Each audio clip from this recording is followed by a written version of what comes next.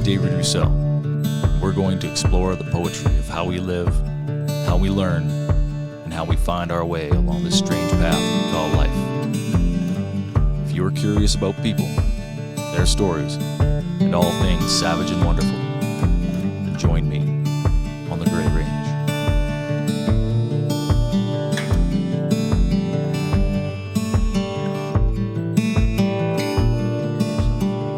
It always sounds different. Do I sound gay? Do I really sound like that? We all sound a little weird because all you hear in your own voice is the reverberation of your vocal cords off your skeleton. What you feel, like what you think your voice sounds like. Yeah, exactly. And then one thing I noticed, like back in the day when we'd all be like flying in helicopters, because I used to work for forestry, so we'd be flying around, and everyone, they'd like, as soon as they got on the thing, they'd lower their voice. They'd be like, C26, this is Bravo Hotel X-ray. Yeah, gotcha. Then they'd be like, Dude, Bravo Hotel X-ray, this is C26, go ahead. Yeah, check us on final for Blairmore. Yeah, everybody wants to sound a little more manly over calm. Oh yeah, because you want to sound cool and chill, right? Yeah. That's Oh, what you're supposed flying to. a helicopter. And we were the same in the wrecker. Like when I became a mechanic, and we would work on the wreckers and shit like that, and go out and tow shit around. Yeah. Right. Like my call sign was 88 Whiskey. You'd be like 88 Whiskey, Roger. Yeah. Like that sounds cool. Because you can't be like 88 whiskey. Yeah. like, You Yeah, can't don't be sound all like Mickey high-voiced. Mouse. You want to be that 17-year-old loser. Yeah. You know will what? get made fun of. Yeah. Hi, I'm Mickey Mouse. You know, Kermit the Anyway, Frog. boys, we're live. We are like, Excellent. oh, shit. He always does that. He's like, you Yeah. never know when it's Just- coming up. Yeah, no, it's Flings it on you, eh? Yeah. and we're back for another episode of the Gray Range podcast with my Officially Unofficial, which is probably official at this point. It's pretty official. Pretty official looking. Lucas Orich and Jay. How do we pronounce your last name? Lajoie. Lajoie. Yeah. That's a perfectly French Canadian name. I mean, your last name isn't Sarge? Yeah. Don't ask me to speak French though. No, me either. My last name's as French as they come, but Yeah. I know about 6 words. Saying like Southern Ontario, where I'm from, they pronounce it Lajoie. Oh, wow. Yeah. Okay. Like Corey Lajoie, the race car driver. Yeah. Yeah. They pronounce it Lajoie. Okay. When I joined the army, they're like, "No, your last name's Lajoie." It's like, "Yes, sir." Yes, sir. You know. And it's stuck. Yeah. And it stuck, and here I am. Yeah. 30 years later. I've got a name Nice. tape over there on one of my safes Now, where they just spelled my name wrong, stuck it on me for the course, and that's what I was for the entire course and didn't care. that's And you were also called Russell. Russell, Yeah. Rousseau. Russell. Yeah. Rousseau. I'm like, okay. oh my gosh! If I could, the amount of different names, like people have pronounced my names, like French guys Yeah. pronouncing my name wrong. Like you don't get much more French than Lajoie, No. you know. And I get like Lajoie. Oh, geez. Oh my gosh, I get some weird stuff. I won't get into it, but I get some weird stuff. Yeah, I don't even care anymore. Yeah. You just say whatever, and I don't care. No one ever spells it right. The government spells it wrong. I'm like, I don't care. No. Yeah. Well, no, thanks for coming. We Thanks for appreciate having me, you- man. You Glad to coming be out here. to have a chat, and we'll start them all how I start them all, which is I read a piece. I got a piece picked out from my collection. Okay, If I remember where I put it, it's here somewhere. There you go. there it is. There's a few copies of this floating around this room. Nowhere else, just inside this room. Yeah. I think I've sold a major like 15 copies worldwide. It's pretty awesome. That's something. Yeah. I bought one. That's I fantastic. haven't yet. I was purchaser number one. Two of them actually went go. international, which was kind of cool. But What? That's cool, man. But I mean, I didn't write these because nobody ever gets rich off poetry. I know there's some people that do make a living doing it. I still haven't figured out how they do it. Seems to be some sort of connection to the academic world, the academic arts world, which is something that I won't touch with a 10-foot pole. Yeah. So power to them. Hmm. This one's called 1 and 1, which I think is, as you guys hear it, might become a little more applicable given current events. I watched 2 ravens fight over the carcass of some creature unfortunate enough to wander onto the road, their long black beaks ripping and tearing through fur and flesh and bone. This is the way of the world. The news feed blasts its footage of chlorine gas used on civilians, bombs and mortars smashing schools and hospitals no longer regarded as combat-free zones. as tyranny clings to power like it always has. This, too, is the way of things. I fight to remember a time when we were children, before the war was life. I come up dry, instead drawing up a memory of my father shanking me awake and dragging me to the front of the television to watch the gritty green footage of U.S. warplanes over Iraq and the liberation of Kuwait. He said it was the end of the world. Well, he might have been right, but the world has been a long time dying. I know that there was a time when 1 and 1 were 2 instead of 11. A distant memory, lost now in the clouds of concrete dust, lost in the screams of pain and wailing fear, the horror of innocent sacrificed for all the world to see. Now we know who we're dealing with. We know that we are them and they are us, and there is inside of each of us a little bit of war hunger and lust for revenge. Who could say, honestly, that they wouldn't use torture to save the lives of their loved ones, that they wouldn't cast aside such precious moral high ground to keep their mother, lover, or child alive? We have done all kinds of noble sins since then, but I remember when 1 and 1 were 2 instead of 11. I was once told that vigilance was the cost that we pay for liberty, but I think the cost is higher, much, much higher, but so too is the value of liberty. As the machinations of an endless war grind on in the high echelons of power and madmen chart the course of our life, I remember that there once was a time when 1 and 1 were 2 instead of 11. Yeah, I'd say that's timely. Yeah, I guess. Yeah. With you look at the crazy stuff going on in Israel right now. You look at Ukraine blowing up. Yeah. Do you remember where you were in 9/11? You guys? Yep. Yeah, I remember. I was working for forestry. We were doing. We had a bunch of big fires going on at the time, and I remember sitting there getting ready for work, having a smoke, having a coffee, and watching the news, because that was kind of my ritual. Catch 10, 15 minutes of news before you catch the headlines for the day. Yeah. And then being late for work, because I'm sitting there captivated in front of the television, like, is this actually happening? Like, having to ask myself, like, yeah. And it was real. So yeah, it's yeah. Remember? Oh yeah, yeah. I couldn't forget it because I was working on a survey crew, and we were driving south of Grand Prairie, way out in the middle of nowhere, no service, no nothing, and we were just getting to like the edge of where cell service was. This is back in the days, like truck phones. Yep. Bag phones. Yeah. And my party chief who I was riding with gets a phone call from his wife, and I hear just him talking, right? I don't hear what he's hearing, but I hear what he's saying, and he's going, "What do you mean New York has been attacked? What do you mean terrorists have attacked New York?" And then he kind of hangs up. I'm like, "What's going on?" And he's like, "I don't know, something on the news." He gets another phone call. "The Pentagon's been attacked." And I'm like, "Who is this guy? And who's phoning him?" Yeah. Like, how connected I'm is like, he? I know. I'm wondering, are we going to Yeah. pull over and is a Black Hawk helicopter going to land in this like open lease right here and pick him up? Like, because he was kind of that kind of guy. He could have been like a, secret squirrel type. Yeah. But yeah, we eventually hit no service, and then it was like at least an hour quad ride into the uncut bush we were at. It was a brand new location, brand new lease we were surveying in. So I remember on our lunch break, we were cutting line and stopped and we're eating a sandwich. Like, wonder if the world's still going to be there when we get back. Yeah. Like when we get back to civilization. So it was a quick job. We'd already done a bunch of it the day before.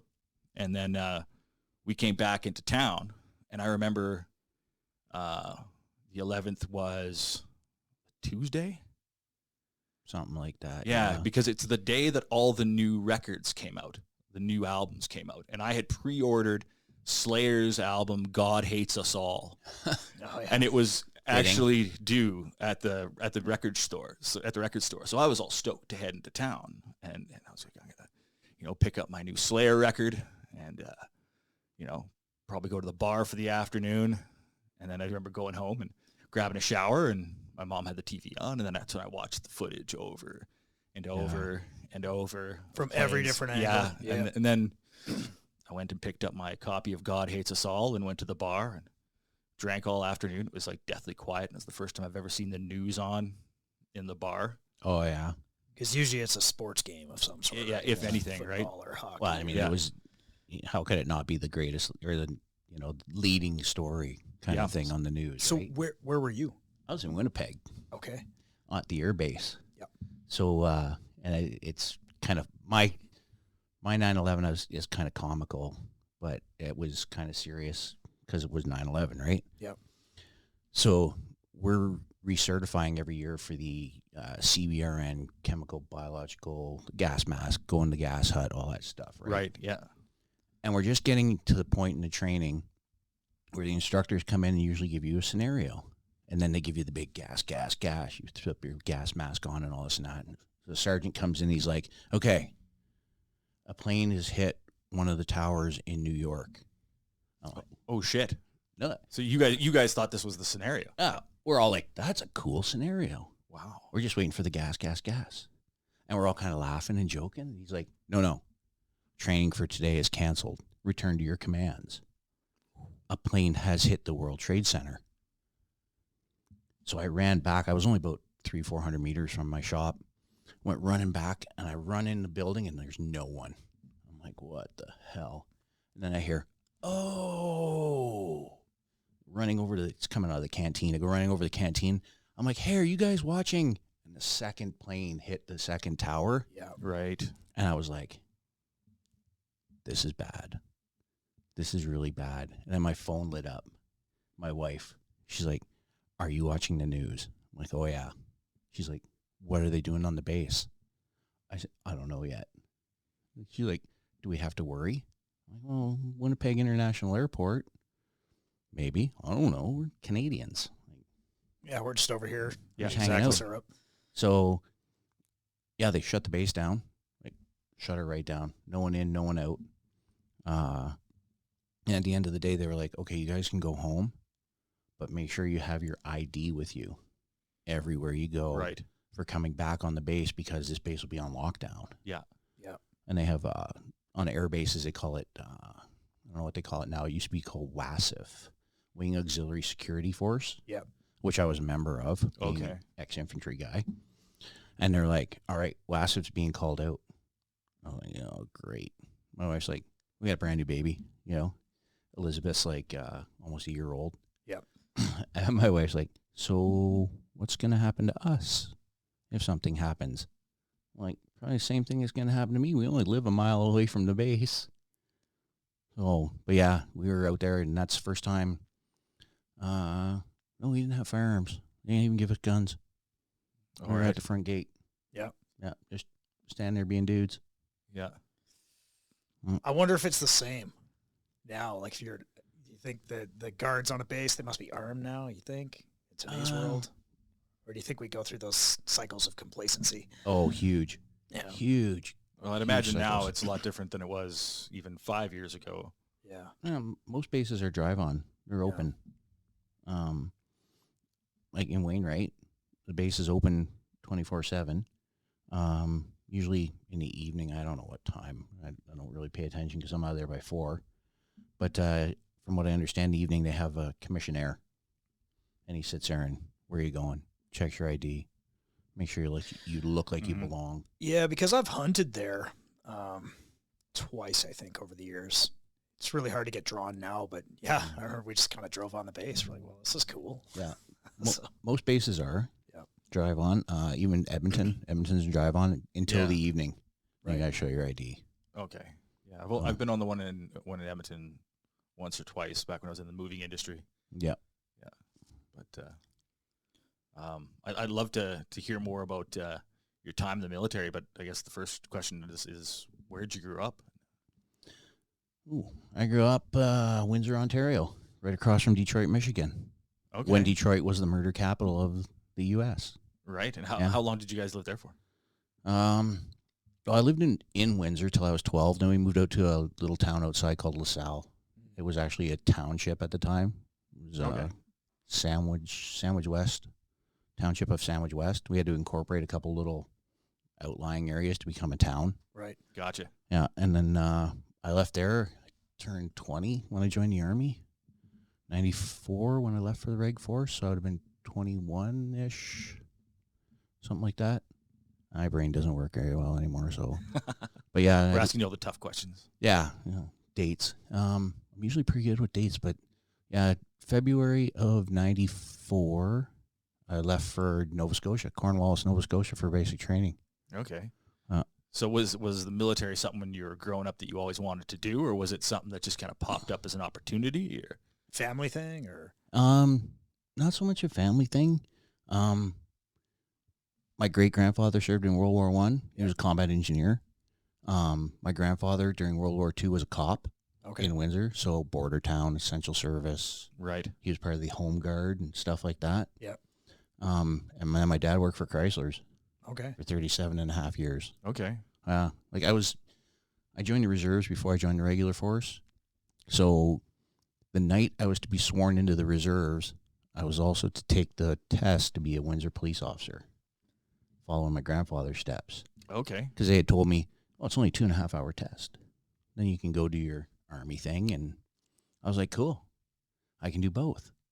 Right? Get to the test. I finished the first part test. The guy's like, yeah, just go wait outside. What do you mean? I've been here for like 2 hours. I'm being sworn into the Army tonight. Well, this is just the first part of the test. I said, I talked to you guys on the phone. It was only 2.5 hours. Yeah, it's just the first portion. Oh. I'm like, well, I'm being sworn into the Army tonight. He's like, well, I guess you had a choice to make. Oof. I'm like, I guess I don't.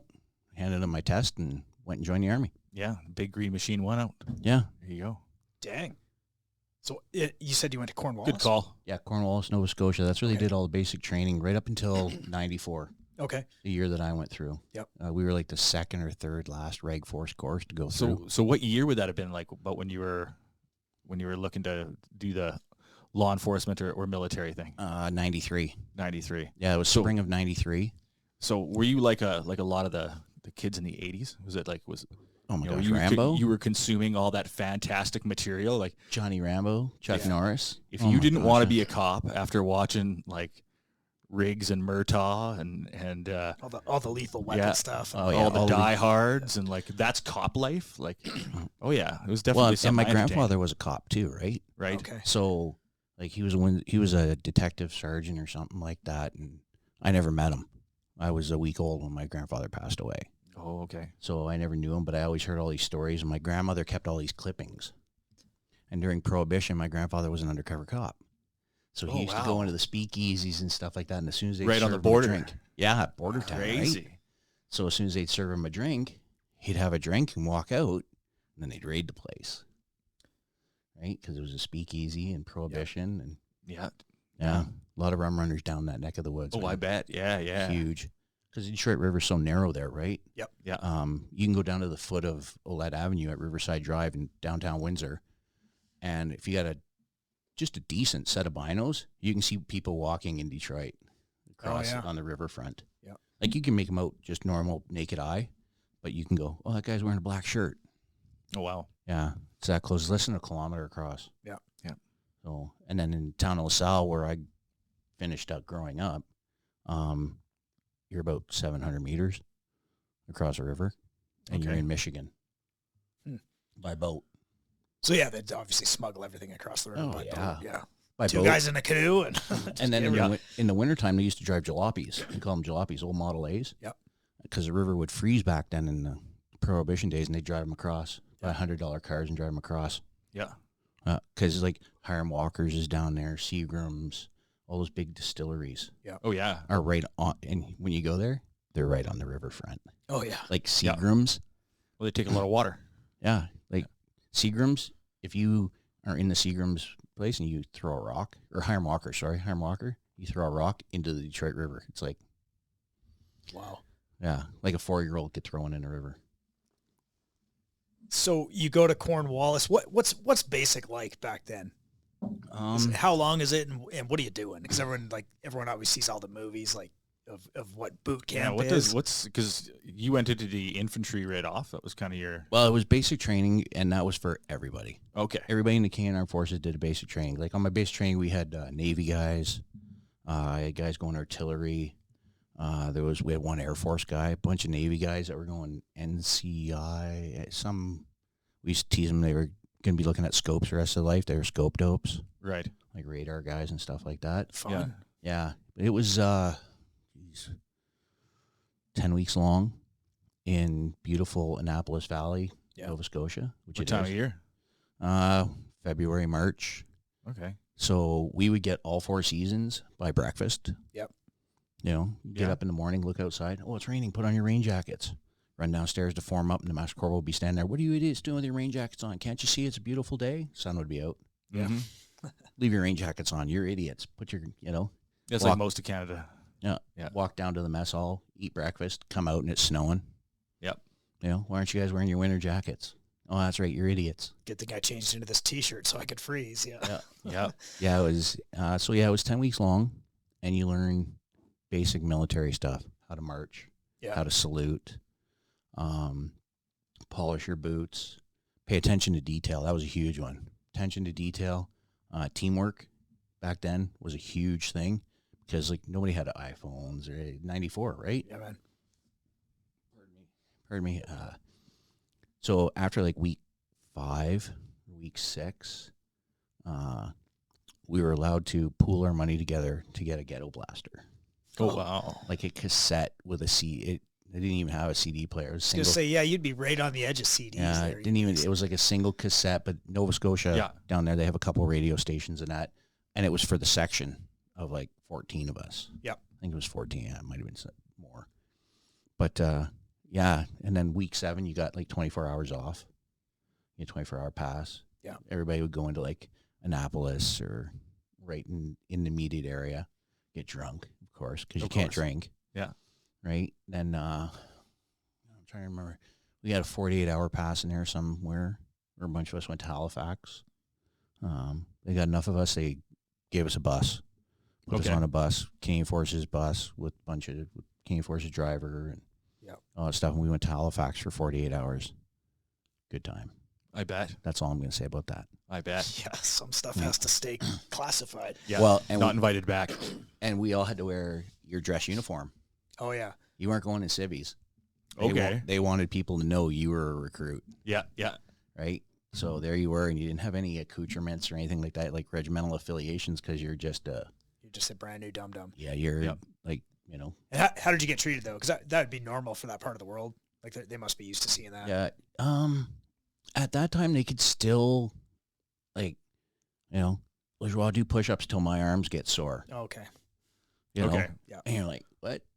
You want me to do push-ups till your arms get sore? You're not doing push-ups? Well, how are your arms going to get sore? Exactly. My arms are going to get sore.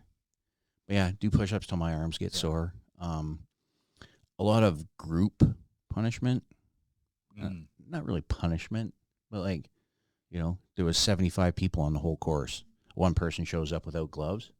Where are your gloves? Well, they're up in my barrack box. Oh, nobody can wear gloves. Yeah, you have to there be you uniform. There you go. You have to be the same. Yep. Why do you have your toque on? My ears are cold. Well, and everybody's got their toque on.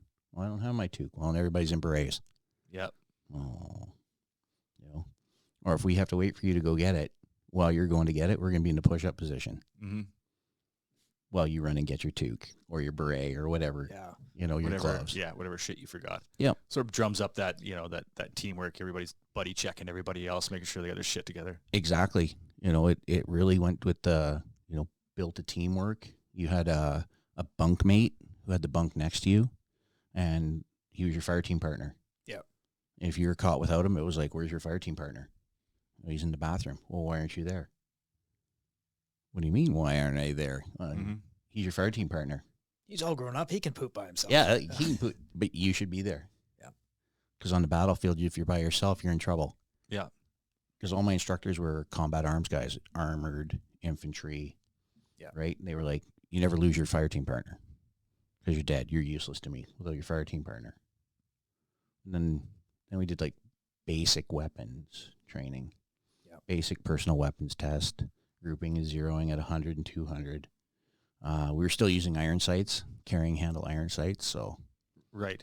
on a C7. The C7s. No, Okay. but still the old A2 butt stock, full, Yeah. or A1, whatever you call it. Yeah. The full butt stock. Fixed, yeah, it's not. Yeah, it was all Yeah. fixed, not collapsible. Yeah. Yeah. Yeah, those didn't come until much later. Yeah, much later. I can't remember when that was, but that was in the mid-90s sometime, I think. So, Mid to late 90s. how long did you, what was your path like from basic into, did you go into a platoon or a squadron, or how'd that work? Oh, once you graduate basic training, you go off to your respective schools. Okay. Across Canadian Armed Forces. If you're combat arms, depending on your regimental affiliation, right? Guys for the Royal Canadian Regiment, the RCRs, at that time they went to Petawawa, Ontario. Guys that were with the Princess Patricias, Canadian Light Infantry, Patricias or PPCLI, Yep. they went to Wainwright. All our Navy guys went to Halifax. The one Air Force guy that we had on the course, he went to Toronto, like Borden area. Oh, okay. Just outside of yeah, Toronto. okay, yeah. So, and then,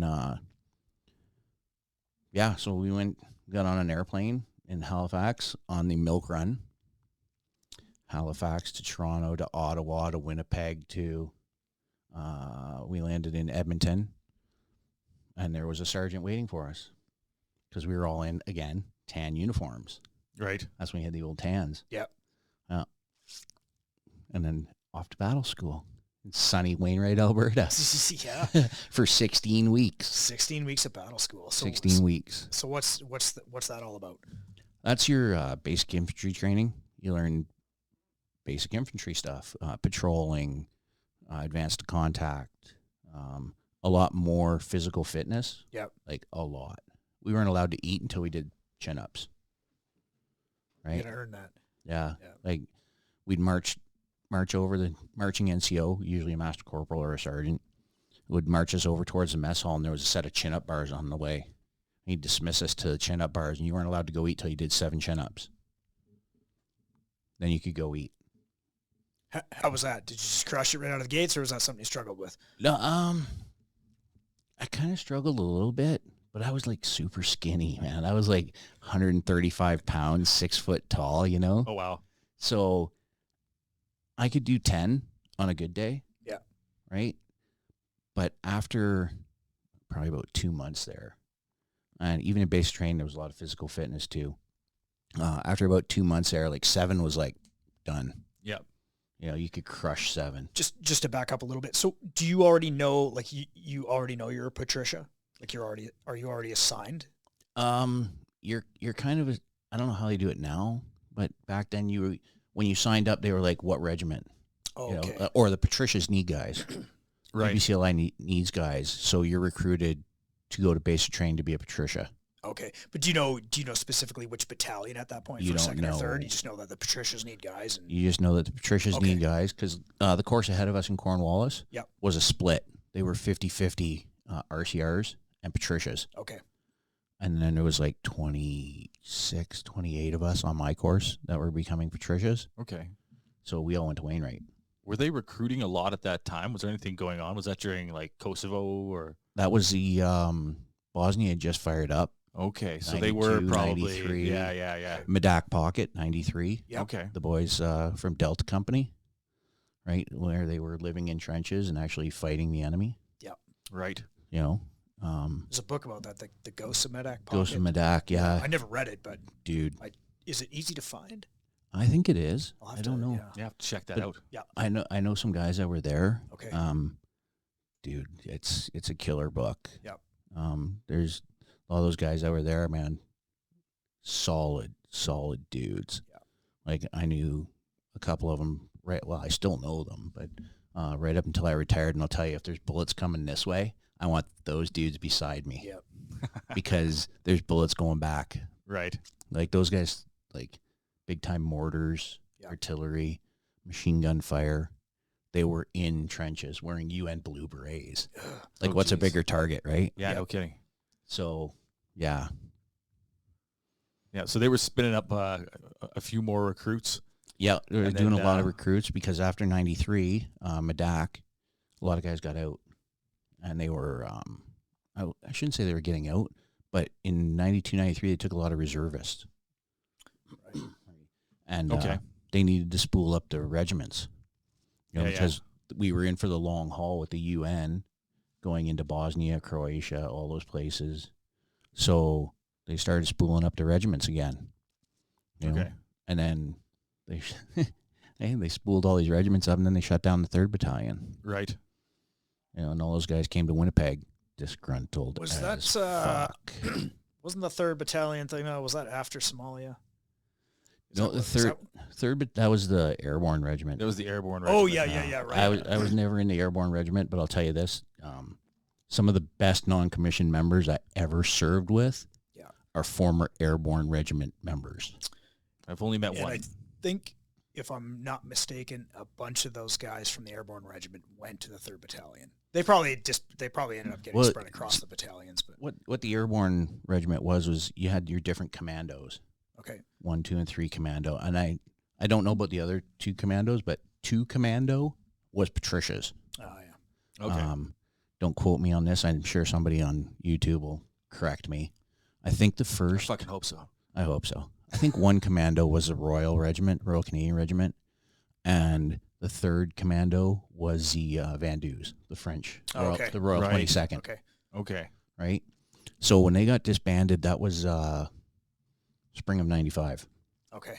So That we're was- not there yet. That was post Somalia. Right. Mm-hmm. A lot of those guys came back to the battalion, and like I say, I won't name names, but some of the best NCOs I ever served with, and I served 25 years, were ex-airborne guys. Yeah. You know, That makes sense.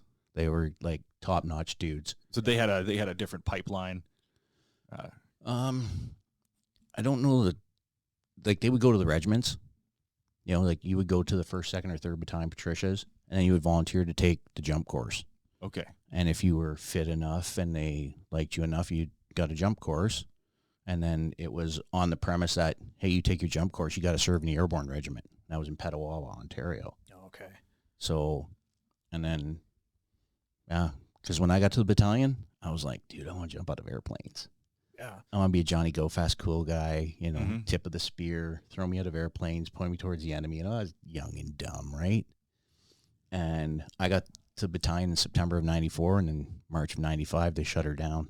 Okay. So you go to Wainwright, you do battle school, 16 weeks, yeah. and then you go to Winnipeg. 2nd Battalion, Princess Patricia, Canadian Light Infantry, okay, Capyong Barracks. and you're there for how long before it shuts down?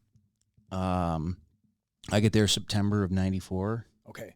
and then I think it was March of '95. I'm sure someone will correct us, but the Airborne Regiment in Petawawa shut down. So Okay. between September of '94 and like March of '95, these guys were slowly trickling into the battalion. Okay. Okay. You know, 1 or 2s here and there because they were kind of shutting them down. And then in like '95, the government came out and said, no, we're disbanding the Airborne. Right. Right. So yeah, so it was what's a rough go. what's Jay doing during that time? So now you're in Winnipeg, and what are you doing? I met my wife, Which is cool. which is great. We're still together today. Awesome. Yeah.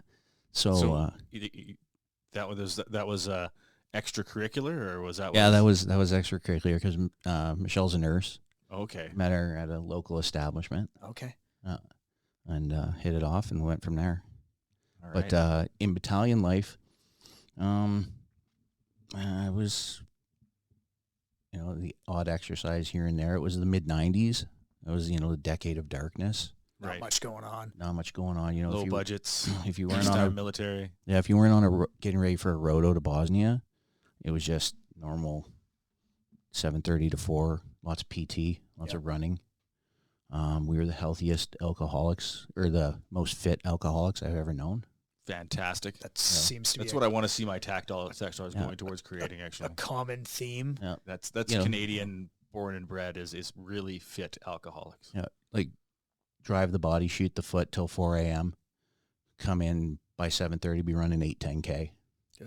Sounds Yeah. like a good time. Yeah, and then do it again. You know, curse and swear the whole time. Say, I'm never doing this again. And then that night you're out at the bar. Yep. You know, because the boys are going. Yeah. Right.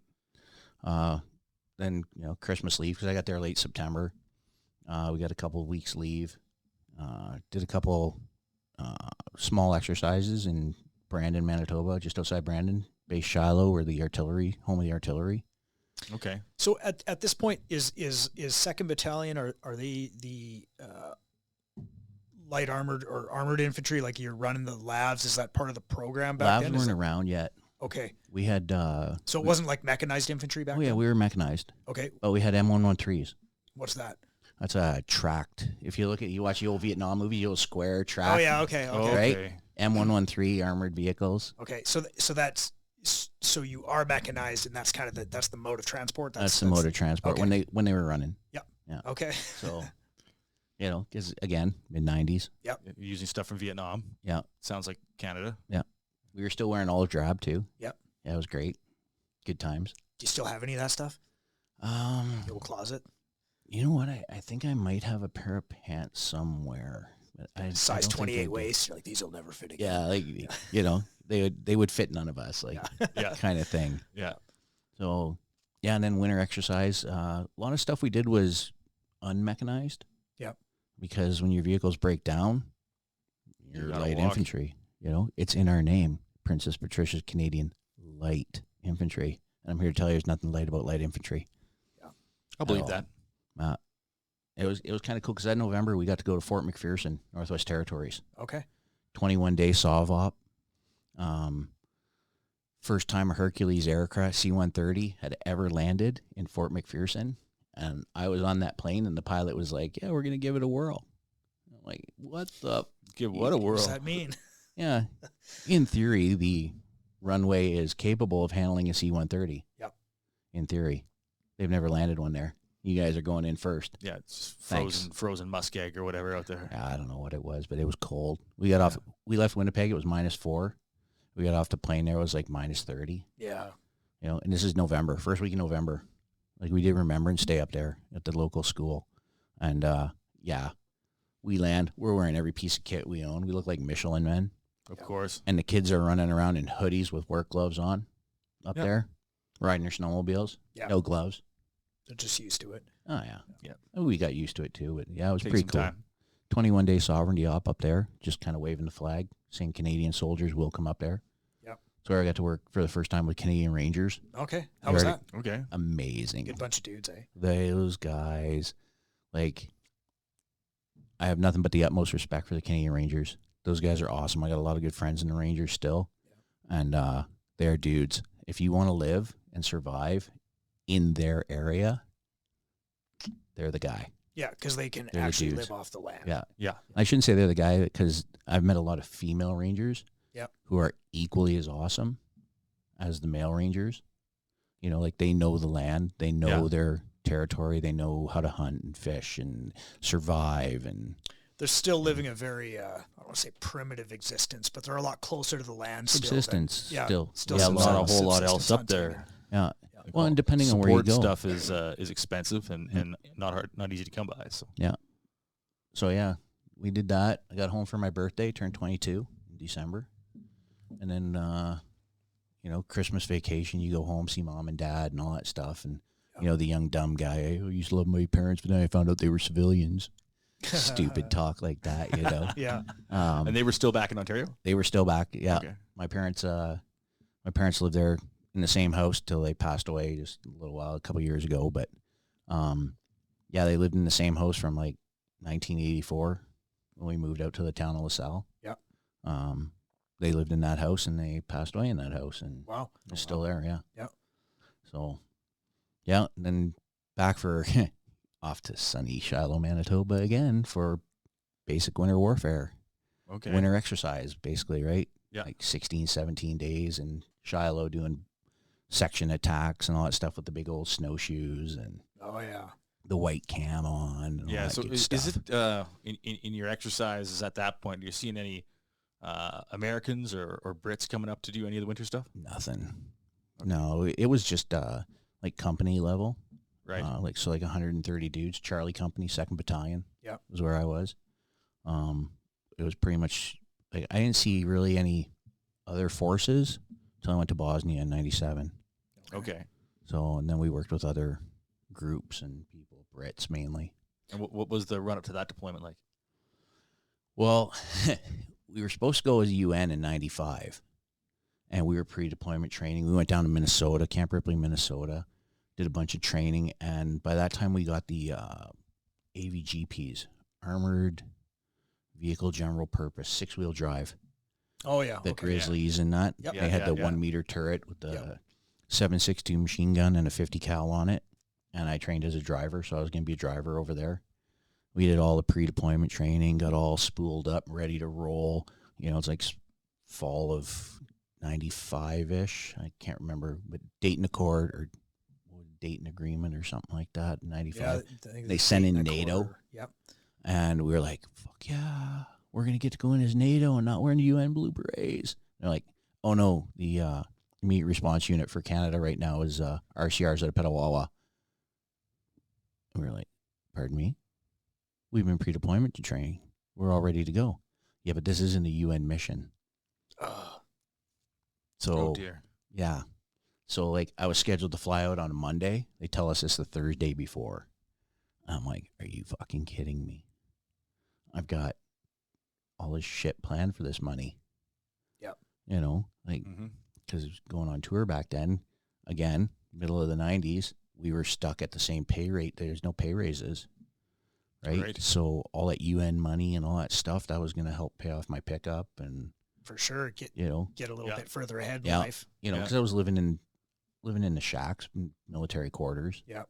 You know, maybe an apartment or something like that. And Michelle and I had been dating for a little while then. And so, but it's kind of good we didn't go because she told me like years later, had you gone on that deployment, I probably wouldn't have hung around because we'd only been dating about 2-3 months. Okay, so there wasn't There really you a go. big serious foundation there yet. So Yeah, we had only been dating like meant 2 or to 3 be. months. So So you were training to be a driver? Was there like a cool driving school where you got to no, drive these things flat out and do crazy stuff, or it was just kind of like, here's how you start it? here's how you operate it. You had to do your basic driver wheel. Yep. Where you learn to drive like the old Bombardier Iltis. Yep.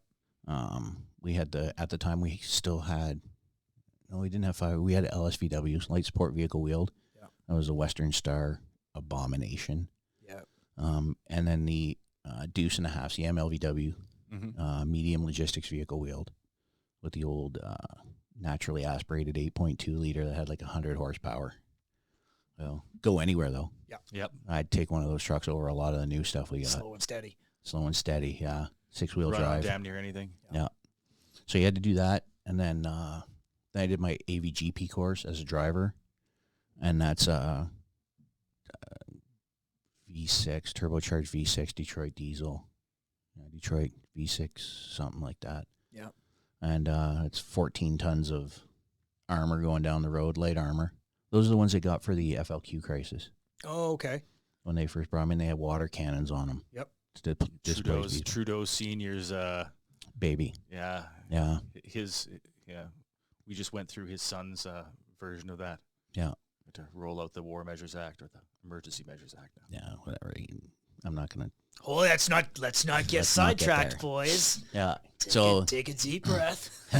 We'll get there. Yeah. So when I got to Bosnia, the Grizzly that I drove, I was 5 years old when it came to the Canadian Armed Forces, 1977. Wow. Yeah, here it is, 1997, and I'm in Velika Kladusa, Bosnia, going, okay, that's my ride for the next 7 months. Yeah. Yeah. So, yeah, we spent 7 months in Bosnia, and we got to wear our own Patricia cap badges, so that was cool. We weren't UN. Oh, nice. We started out as I-4, Yep. The implementation force, they basically handed us our I-4 IDs, and the next day came and said, give us your I-4 ID because you're getting S4, your stabilization force now. Oh, okay. So, and then patrolling and day-to-day So when you life. say your own cap badge, does that mean you're just putting your badge on a blue beret? Or No. or you're wearing your own cap? We're wearing our own green berets with awesome. Princess Patricia's Canadian Light Infantry badge on it, Patricia cap badge, right, on it. No blue berets. I never did a UN tour. In 25 years of service, I never did a UN tour. we got stood down from the only one I was supposed to go on. Okay. So So were you working side by side with any Partner European forces or- partner forces? we were, our AOR met up with the Brits. Okay.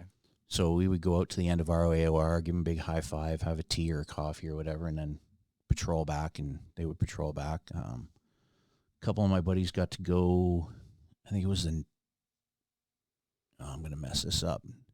Eddie, you'll see this and correct me. I want to say it was no, it wasn't the Nepalese. I can't remember. But they went and did like a basic winter in-doc for these guys. Yeah. They sent like 3 corporals, 4 corporals, something like that, right? And when they got there, they were treated like royalty, like they were high-ranking generals and officers, and they had a special meal for them and all this stuff. Oh, One of the wow. guys in my section got to go, and he come back and he was telling us about it. He's like, they were expecting like officers and stuff like that, and these 4 goofy corporals show up. Dang. Yeah. So, yeah, it was 7 months You're over lucky there. they came back. Well, but he said they loved them. Yep. They love these they love these 4 corporals. No, I mean that they came back. Yeah. They could have stayed on as royalty, right? I did get to quickly, like maybe a day or two, work with Czech Republic airborne guys. Okay. Those Okay. dudes are checked. Yeah. Yeah, they were some pretty cool guys. Most of them knew pretty good English. Yep. Broken English. They were carrying AKs. Yeah. And when they went on patrol, like when we went on patrol as Canadians, we were in that old green tack vest and Yeah, I've seen pictures. the green helmets and all that stuff. And these guys are like, no, when we patrol, they put on a belt with like 3 or 4 mags and AK, and they put on their airborne beret, their maroon beret. They're like, we're going patrolling. Yeah. You know, we got to wear like flak jackets and stuff like that. They were like, come on, you want to go on patrol with us?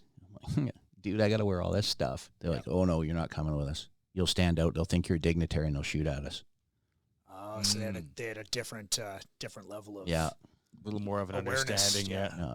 But those guys were pretty cool. They told, they said, if you ever get to the Czech Republic, come check out this, check out this place in Prague and that place. And they told us, we want to party, go to Prague. And Oh, Prague's awesome. yeah. I'd go back there in a second. Yeah.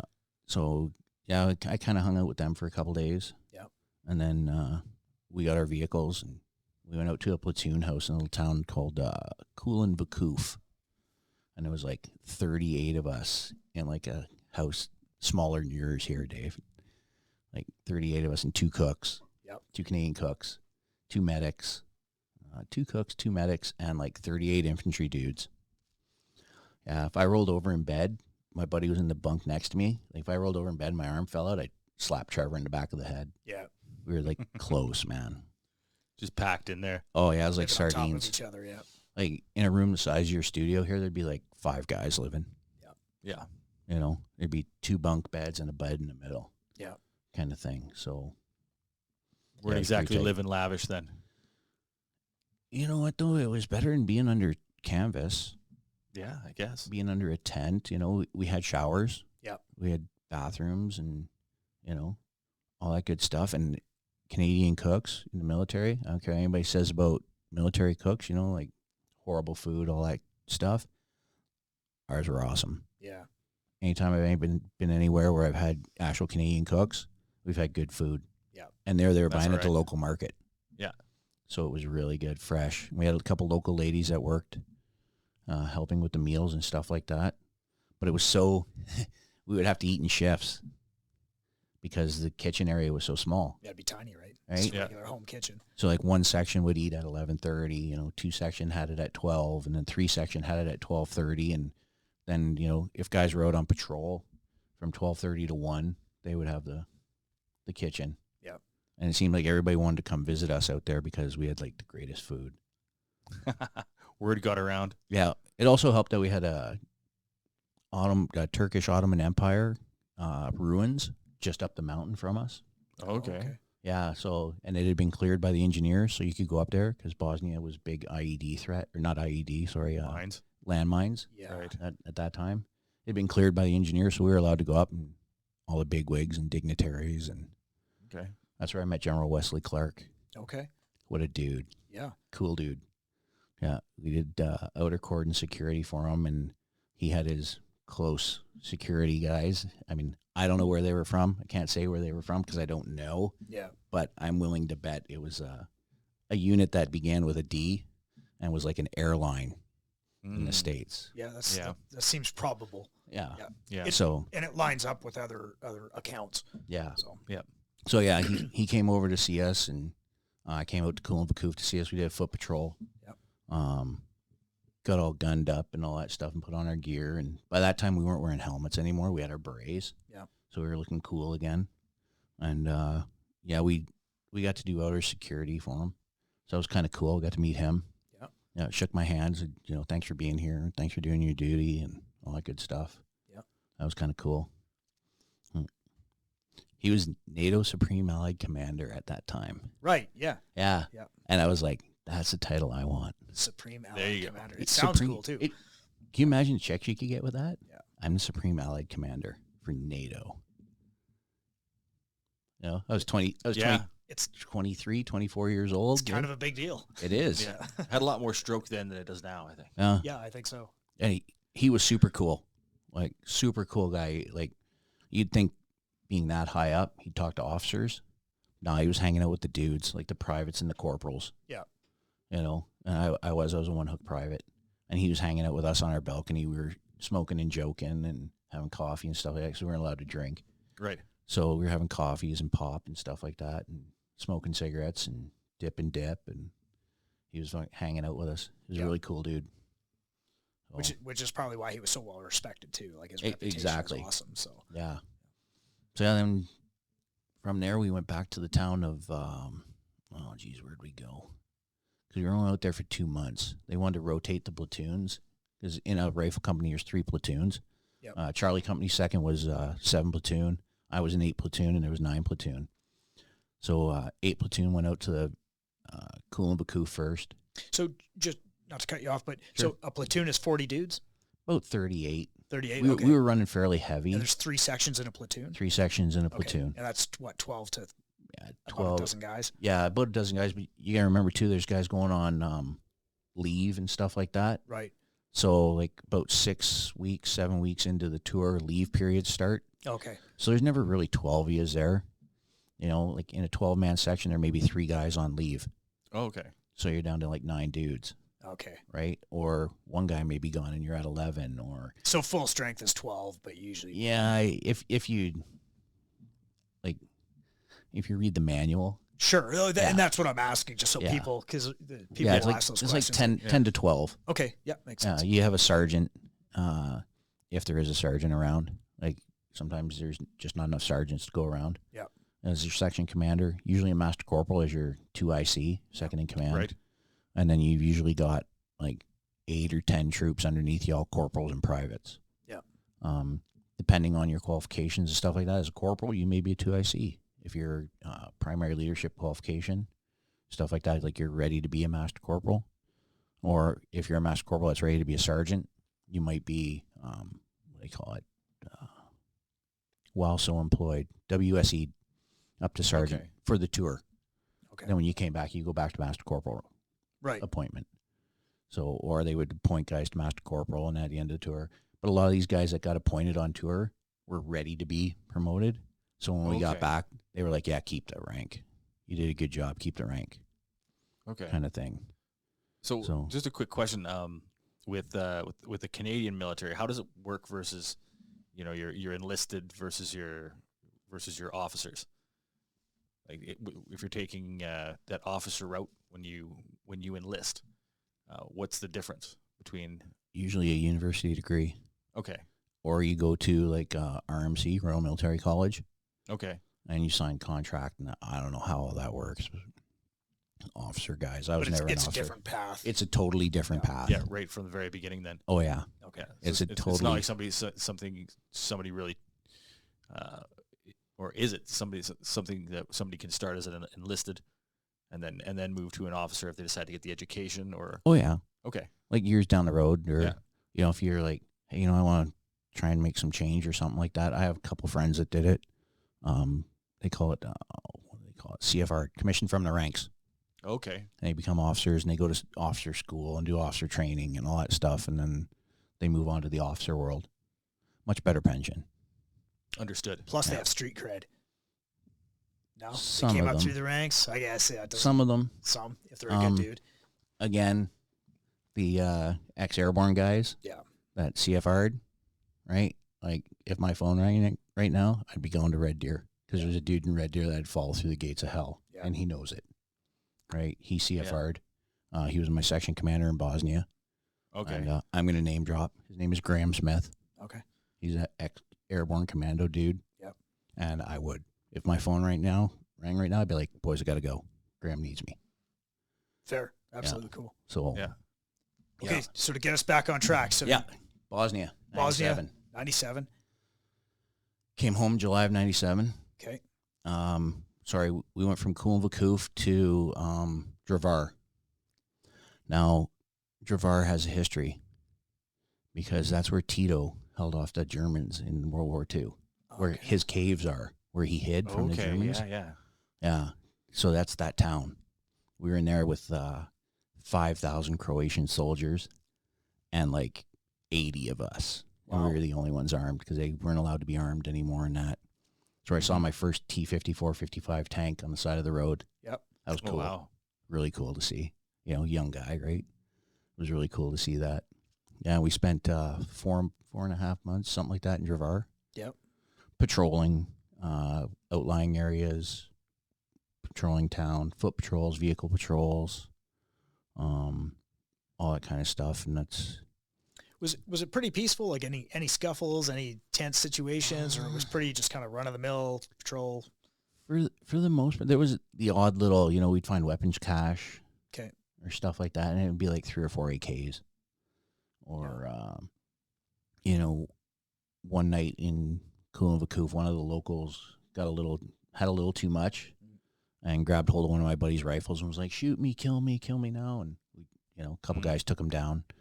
They put him in what they considered a cell, which was a garage with a car parked against the door, so he couldn't get out. Put him in cells for the night, so he could sober up. Yep. So he came and apologized to us like a couple days later through the interpreters and that. He was like, "I'm really sorry, I shouldn't have done that." And, Right. yeah. So These people were stressed out. I mean, look at what was happening in their country. yeah, at it the was. time, right?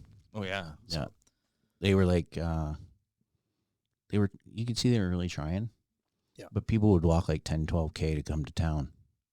There was you weren't driving because fuel was expensive. Yeah. And people had cars and stuff like that. But part of the area we patrolled, a couple of the people didn't have cars. So they would walk the 10, 12K to town. So, and not in nice boots like we had. Yeah. Right. You know, like slippers and mucklucks and Whatever rubber they had. boots. Yeah. Yeah, whatever they had, basically. So, yeah, that was a good time. 7 months. Those guys in my section, 3-2 Charlie, those boys were, still to this day, I stay in contact with most of them. You know, there's one or two that have kind of gone by the wayside a little bit, but Yeah. one of them is my buddy Graham, and I said if he called, I'd be gone. Yeah. I'm like, "Sorry, boys, got to go." Yeah, for sure. So, yeah. Then we came home. So you fly back. You're back to Winnipeg. Back to Winnipeg. Yep. July of 97. Michelle and I were still together. We were dating. We were engaged. Got married that November 15th. How did you guys, were you able to stay in contact with her while you were in Bosnia? Or was it like, Yeah. We had phones. okay, Of course, obviously. it's not like like today normal where everyone's phones. got a cell phone. Everyone has a supercomputer in their pocket. Yeah, so. no, like back then, the company clerk had a computer, and maybe the major, the OC, had a computer, Okay. right? And like, that was 1997. Like, email was really still kind of new, and Sure. it was only for higher level echelon. But we had phones. Yep. And they were the old school, kind of like a field phone. Yep. Where you'd get on there and you'd press a certain number, and it would direct you to the operator in Switchboard. in Velika Kladusa, and you'd be like, I want to get to Canada. Yeah. You know, Winnipeg, and you could talk, and Okay, so you were still and did you do that? Like you Oh, were yeah. in contact with her? like once a week when I Okay. could get to a phone. Okay. Yep. I would call her and hey, we wrote letters to each other too. That was going to be my next question. Yeah, Old school, write a letter. Old school, write a letter. of course. Because it was free for her to send it to me. Yep. And it was free for me to reply. Yep. So, like, she told me a little while back, she's like, I still have all those letters, Oh, nice. I was like, that's cool. Of course. Do you have all the letters? I do. Yeah. Good man. I definitely do. Good man. They're in my memento box at home. Cool. So, yeah, I got them all. That's awesome. Yeah. So, I came home, got married that November 15th, 97. Yep.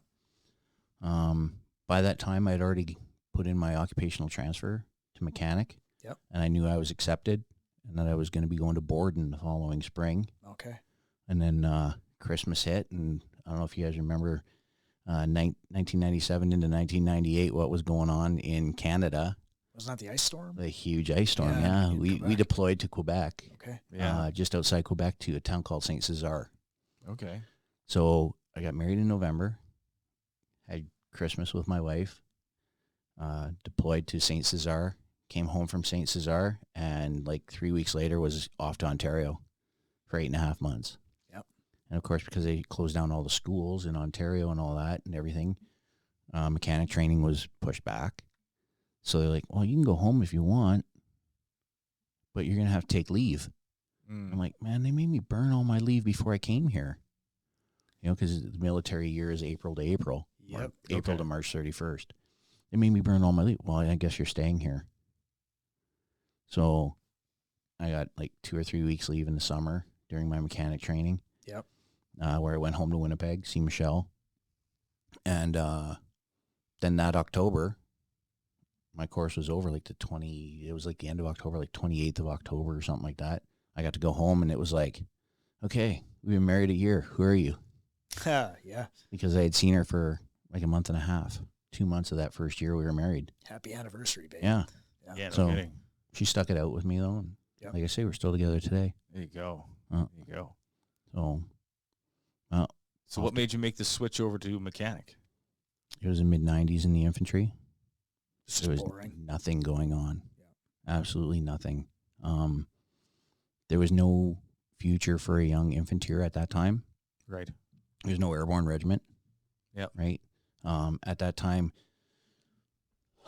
pardon me, special operations was just in its infancy. They had just taken it over from the RCMP. Right. Right. Yeah, So yeah. they were still really very small. So they could take like the top 0.1% of like super fit, super good dudes. Mm-hmm. So other than that, you stayed in battalion. Yeah, and it was nowhere to battalion go. life. Like you said, you weren't getting raises. Well, by then we started to get raises. Like I went from private basic or private 1 to private 3. So there's like Okay. private 1, private 2, private 3. I got like an extra $200 of pay. Fuck, I was rich. Yeah, man. No shit. Living in the barracks in Winnipeg, paying like $250 a month for rations and quarters. Mm-hmm. I got a $200 a month pay raise. There you Yeah. go. Freshly married. I'm getting a pizza. Yeah. Yeah. Pizza and a case of beer. Yeah. On payday, you split the beer and pizza with your next door neighbor, but Yeah. I could actually buy a CD instead of ripping one off. yeah. There you So go. yeah, that was, and then right after I finished my mechanic training, they sent me back to Winnipeg. Yeah. Actually, I asked to go back to Winnipeg because we had a lease on an apartment, and I knew that the Patricias were still there, and so was the air base. So they sent me to the air base as a mechanic. So are you assigned to a regiment anymore? Like once you become a mechanic, or was it kind of? Once you become a mechanic, you become, at that time it was EME, electromechanical engineers. Yep. Right. There's different trades in there. There's vehicle techs, weapons techs, materials techs, and at the time they were called FCS, fire control systems. Yep. There's 4 different trades. Now it's called REME because we got the royal designation back. I think it was around like 2015 or something like Right, that. Harper did that. Yeah, I think it was. Yeah. Yeah. So now it's RC EME, pronounced REME. It's very, very British, like, because the British have always been REME.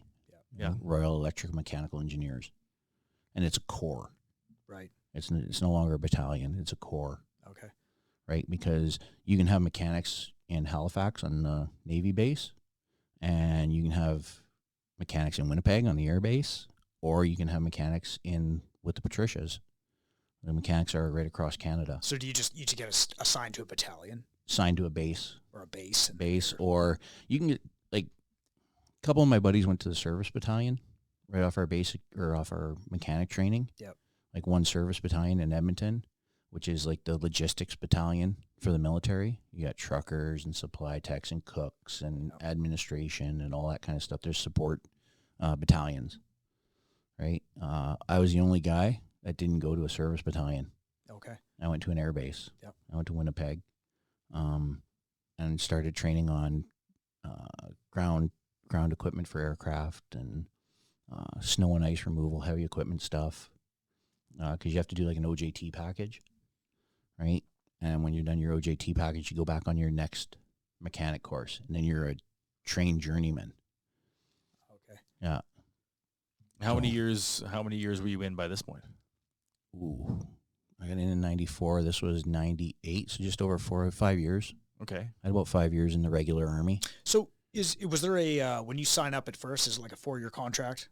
At that time, it was a 3-year. A 3-year. Okay, so you'd already re-enlisted. Yeah. It was, at that time, you only had to do 20 years to get a pension. Okay.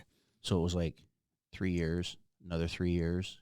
And that's where I was in. I was in my second, because they call it a BE, basic engagement. I was in my second BE. Yep. And then after your second BE, that's when you were like, okay, this is what I want to do or not. Right. And they signed you up for 14 more to bring you to your 20. Okay. So you do So like was that three. something you consciously decided to do? Was like, I'm going to make a career of this for life, or was it just that you liked what you were doing at the time, so you just wanted to stick with it? It's kind of hard to say, because I was like, do I really want to do this the rest of my life? You know, I was happy in Winnipeg. I really liked the guys I worked with. Michelle and I had a really good friend base. Because we had met in Winnipeg, she'd been in Winnipeg for years and years. So we had a really good friend base. So it was kind of like, well, let's see what this does. And then the next thing I knew, I was 6 years in the Army. And they're like, you want to sign for 14? I was like, well, what else am I going to do?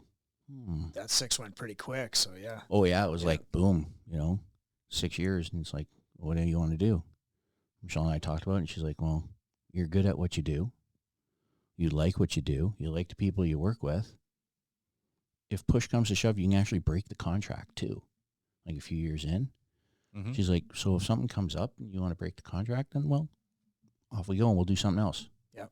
So, I mean, obviously I stayed because I retired with 25 years. Yeah. So, yeah.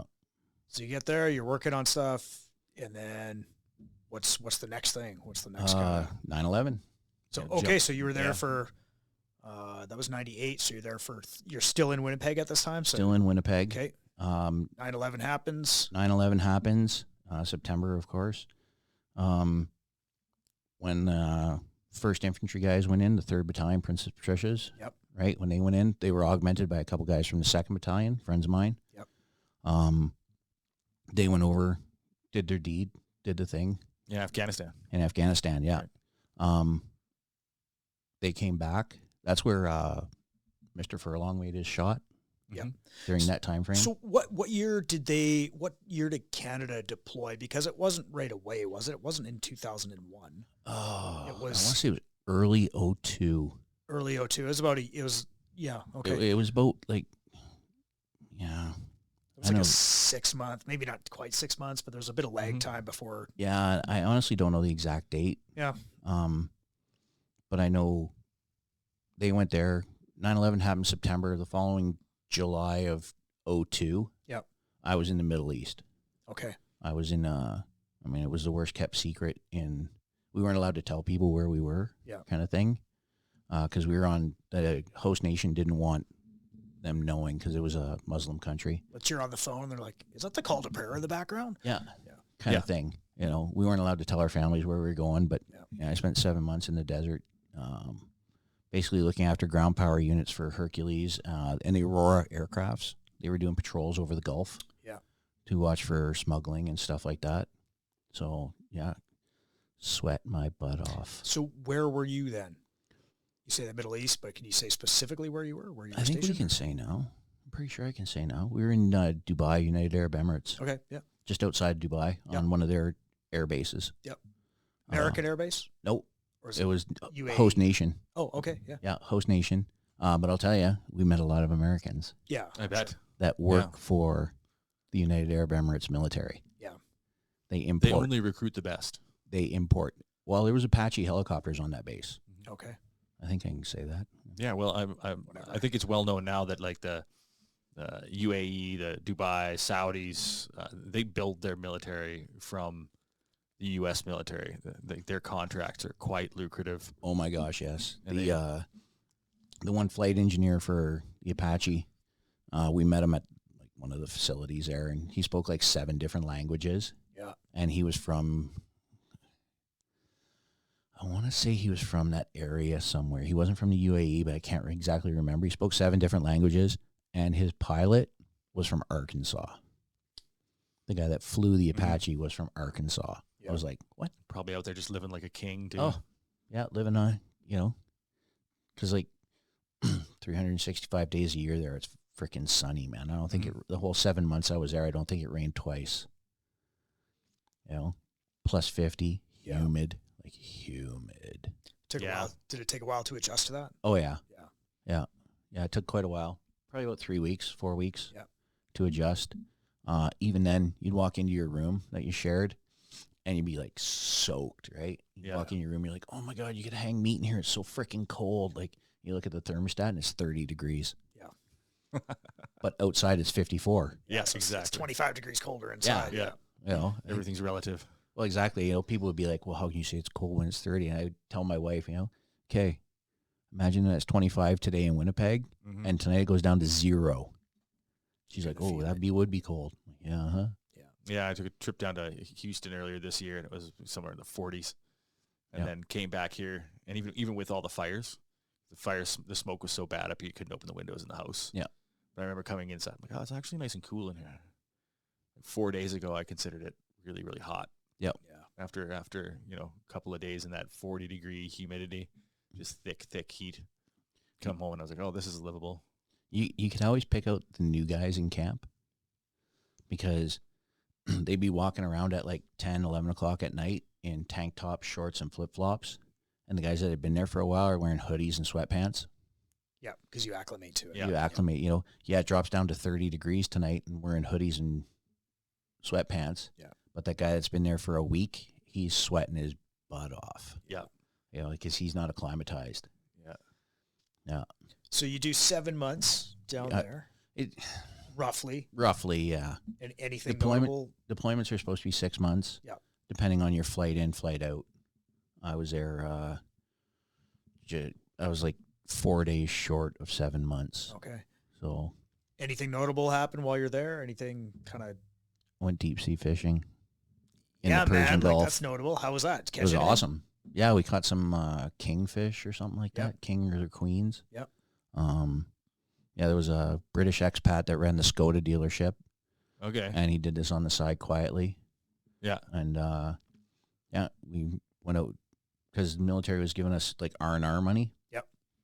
We go into Dubai and went deep sea fishing in the Persian Gulf. Cool. There you Got go. to swim in the Persian Gulf. It was cool. Nice. It's like bath water. Yeah. I'm here to tell you, it's like warm. Tepid warm, yeah. No, like warm. Like warm bath water. Like warm bath water, yeah. And you're running across the sand in your bare feet because it's so hot. Oh, yeah. And you get in there and you're like, well, this is no relief. Yeah. Yeah. Let's go back up to the pool. Yeah. It's not like crossing a Canadian stream where you're. Oh, gosh, no. You feel the pain in your bones. No. But I'll tell you, in December, when we were on the beach, right around Christmas time, you went into the water and it was like going into a Canadian lake. It's nice and warm at the top for that like first 4 inches. Mm-hmm. And it gets cool underneath. That's what it was like in December. Yeah. Still daytime highs were like 32, 33. Yeah. So, yeah. And that was till I got there in July. I came home in like February of 03? Yeah, I got there. Yeah, so like February of 03. Yep. Came home. So that was my second deployment. And other than that, like, we weren't even armed. No. In the UAE, like. No. Because you're working on an air base. Yeah. And they had security at the air base. Yep. I won't get into what their security was, but it was very Americanized. Yeah. Sounds that way. Yeah. very Americanized. Yeah. Yeah, I came home, hung out, worked on heavy equipment a lot. Yep. And then I had to go to Dallas, Fort Worth. Hey, I was just there. Yeah, it's an amazing city. I love it there. Oh Yeah, my it's gosh. awesome. Yeah, we were out in just outside in Grand Prairie, actually. Yeah, man, that's Mhm. our sister city. We actually get Yes. phone calls once in a while at the shop. People they're looking for guns and ammo. They're Yeah. like, because they see our website and they're like, "Where are y'all located?" We're like, Grand Prairie. Well, I can't find your store or whatever it is. It's Yep. like, well, we're in Yep. Alberta. Yeah, we're in Alberta, Canada, Oh, dude. and you could tell by the area code on the phone and the accent. You're like, okay, they're not from there. Yeah. Yeah, we stayed in Grand Prairie. We were helping it was a, airfield engineer exchange. Okay. So the airfield engineers in Winnipeg, their full complement when they go on a deployment includes 2 mechanics, 2 cooks, a couple medics, some truckers, things like that. Yep. So they wanted to deploy the whole thing. This captain, I can't remember his last name, but he wanted the whole crew. So I got to go to Dallas, Fort Worth. Cool. For 16 days and hang out. Yep. Got to see the world's largest Bass Pro Shop. Cried a little bit because I bet. I couldn't take stuff home with me. Yep. But as we all do. yeah. Yep. So got home from that just in time for my son to be born. Actually, let me backtrack a little bit. Just say because your daughter's older, right? Yeah, she was born in 2000. Yep. But when I got home from United Arab Emirates in 2003, I had put in my package to go to Dwyer Hill to go as a support trade Yep. Sure. for Joint Task Force 2, for JTF 2. Yep. Yeah. Went down there, did the interview. Those guys are like super cool. Yeah. But I had deployed to Thule, Greenland. And then I went up to Alert for a couple days, and I got this phone call, like emergency email, like, Corporal Lajoie, do you want this interview with JTF 2? Like, you got to get back to us today, Mm-hmm. kind of thing. So I'm like, yeah. Kind of a big deal. Yeah, I want to go. I want to go to Dwyer Hill. Yeah. Yep. Send me there. So got home, went to Dwyer Hill, didn't get the position. I don't know why. They sent a really nice letter to my chain of command saying that I was I well represented the REME Corps and represented 17 Wing well, and just that they don't have a position for me at this time. There you go. What are you gonna do? No, so Well, and sometimes it's just how many other guys wanted to be there too, right? well, the day I was there was a couple other guys Yeah. that were interviewing for the same position. Yep. So who knows? Maybe one of them got it. I don't know. Yep. Yeah, and then that was 03, 04. Did the Texas thing. Robert was born. Elizabeth was born in 2000. I was still doing my OJT. Yep.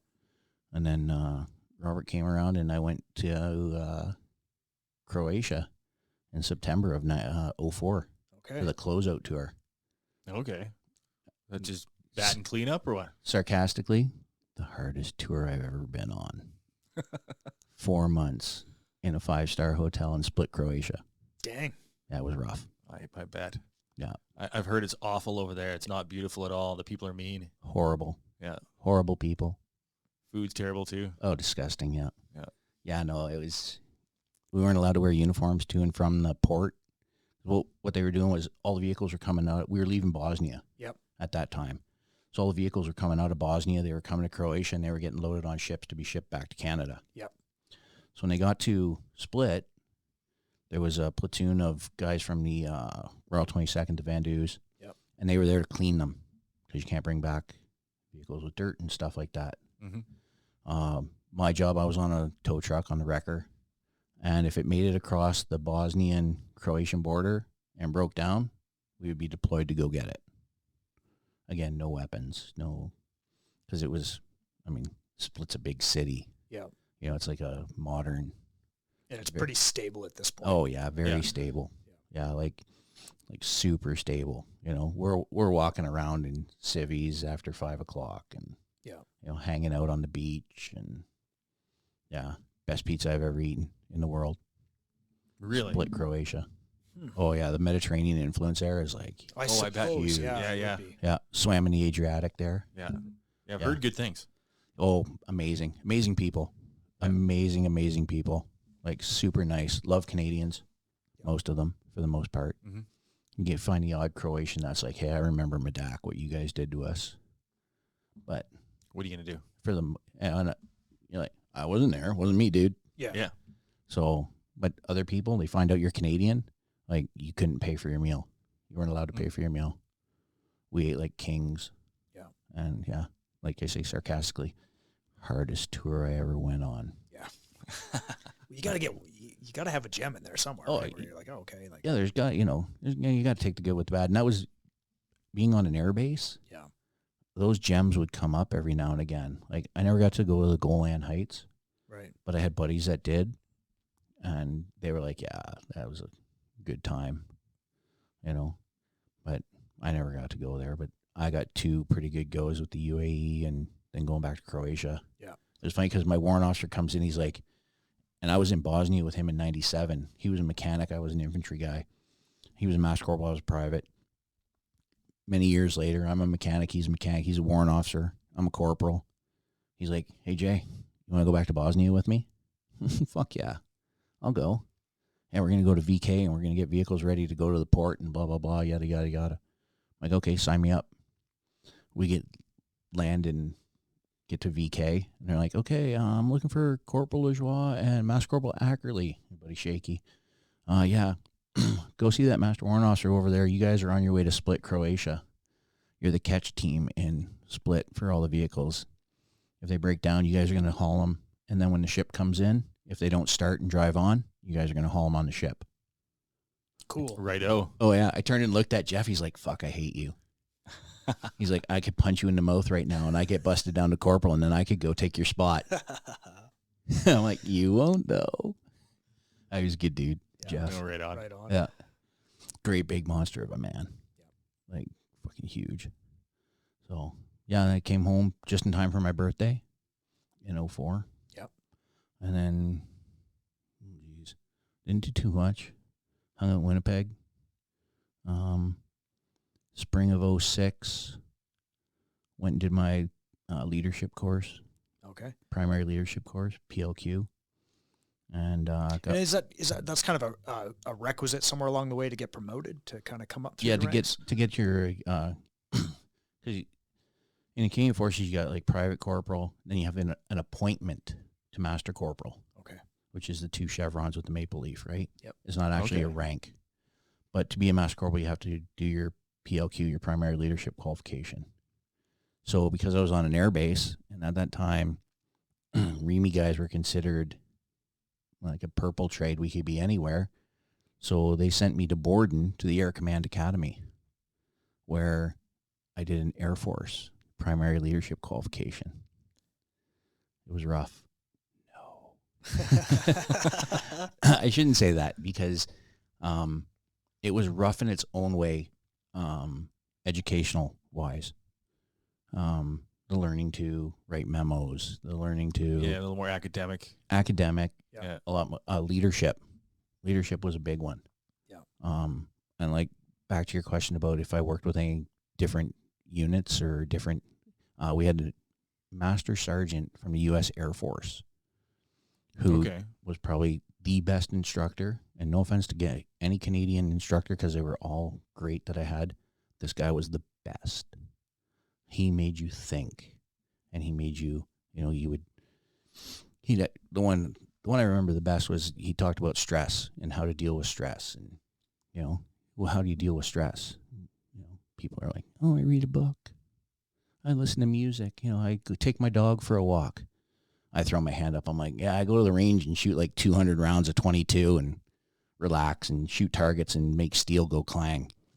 And he's like, okay, remind me not to piss you off. Yeah. I'm I can like, work with this guy. And yeah, but he was just an awesome instructor. Yeah. The way he made you think and he could lead you into a certain topic. Yeah. Like he was just cool guy. Awesome. So came home from there and got posted to Wainwright. Sonny Wainwright. So Back it's to where out it to all Alberta. began. Yeah. right? Back to where it all began, Wainwright. I was there for ever. So your wife was cool with that? Oh, yeah. She was down to move. She was good to get out of Winnipeg at this point? Yeah, she was... So right up to this point, you guys were still in Winnipeg? Yeah. That was home? Okay. Yeah. Winnipeg, I was there for like 12 years. Okay. Like a month short of 12 years in Winnipeg. It was time.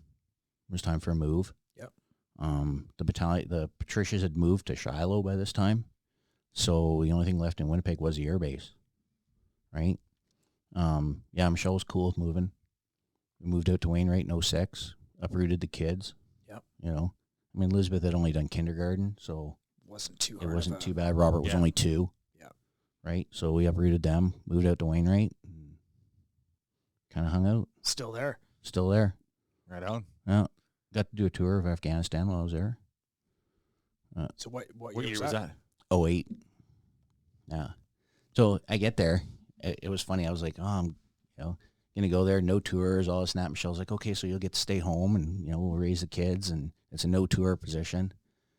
Well, spring of 2007, they come up and they're like, okay, we need master corporals, because I got appointed to master corporal. Yeah, because in 2007, 2008 wasn't like it wasn't the surge like in Iraq, but wasn't things were starting to heat up big time? 06. 07. Well, in Afghanistan, it was Massive Garshwali caught Zari Panjwai. Right. District. Lost a few friends there before I went. Right. So yeah, it was all. I'm trying to think. It was still pretty spicy there though. In 08. Yeah. Oh well, even 06, 07, it was like really spicing up. Yeah. 08 was still pretty spicy. That was support trade, right? Yeah. But spring of 07, they come in and they're like, okay, we need master corporals to augment one service battalion to go to Afghanistan in 08. Who's fit to deploy? They didn't tell us what it was for. At first, they were like, who's fit to deploy? There's 5 of us. My good buddy Alex and I are like, in the Army, it's like, don't volunteer for anything. Right. But we were kind of like, oh, we are? They're like, great, you're reporting to one service battalion in June, and you're going to Afghanistan. I was like, fuck yeah. So went and did pre-deployment training with them. Yep. Met some of the greatest. Hold on. Oh. What is pre-deployment training? Is it because we always hear about all the American stuff. Okay, I'm doing a workup for a deployment. Is it a similar thing where now you're working on specific things that for the environment? That will be jobs job specific pertaining to exactly what your role is. Yes. Okay. So you're like myself I was a tow truck driver. I was in recovery section. Yep. As a tow truck driver, if it broke down, blew up, or was disabled in any way, shape, or form, we'd go get it. Yep. In Afghanistan, that meant rolling with like 3 LAV 6s or LAV 3s at that time. Yep. Armored escort everywhere we went. Like we weren't just out on the road like we were in Bosnia. Right. Single vehicle traveling around. Yeah, there was none of that stuff. Right. But pre-deployment training was basically getting us up to speed on weapons handling. Yep. Convoys, training tactics and procedures, TTPs. Mm-hmm. A lot of it was getting back information from what was going on over there. Yep. So that we could, and I say we, I mean the Canadian forces. Yep. Could change their doctrine, change their TTPs, because the Taliban were learning and things were constantly rotating. adjusting. Yeah. Right. So we did all that. Did a big exercise in Wainwright, right? Because that's where the Canadian Maneuver and Training Center, CMTC, was. Yep. Played some laser tag out there. Did a lot of recoveries and didn't get to go home because we were in the field, right? Right. So I don't get to go home and see my wife and kids, but that was cool. I was going home on weekends while I was training. Yep. And then came home for Christmas. Actually, I was going to say, I met some, like, Reg Force guys really slag on reservists. Like, huge. Yep. Right? Part-timers, tunes, not really real, all that kind of stuff.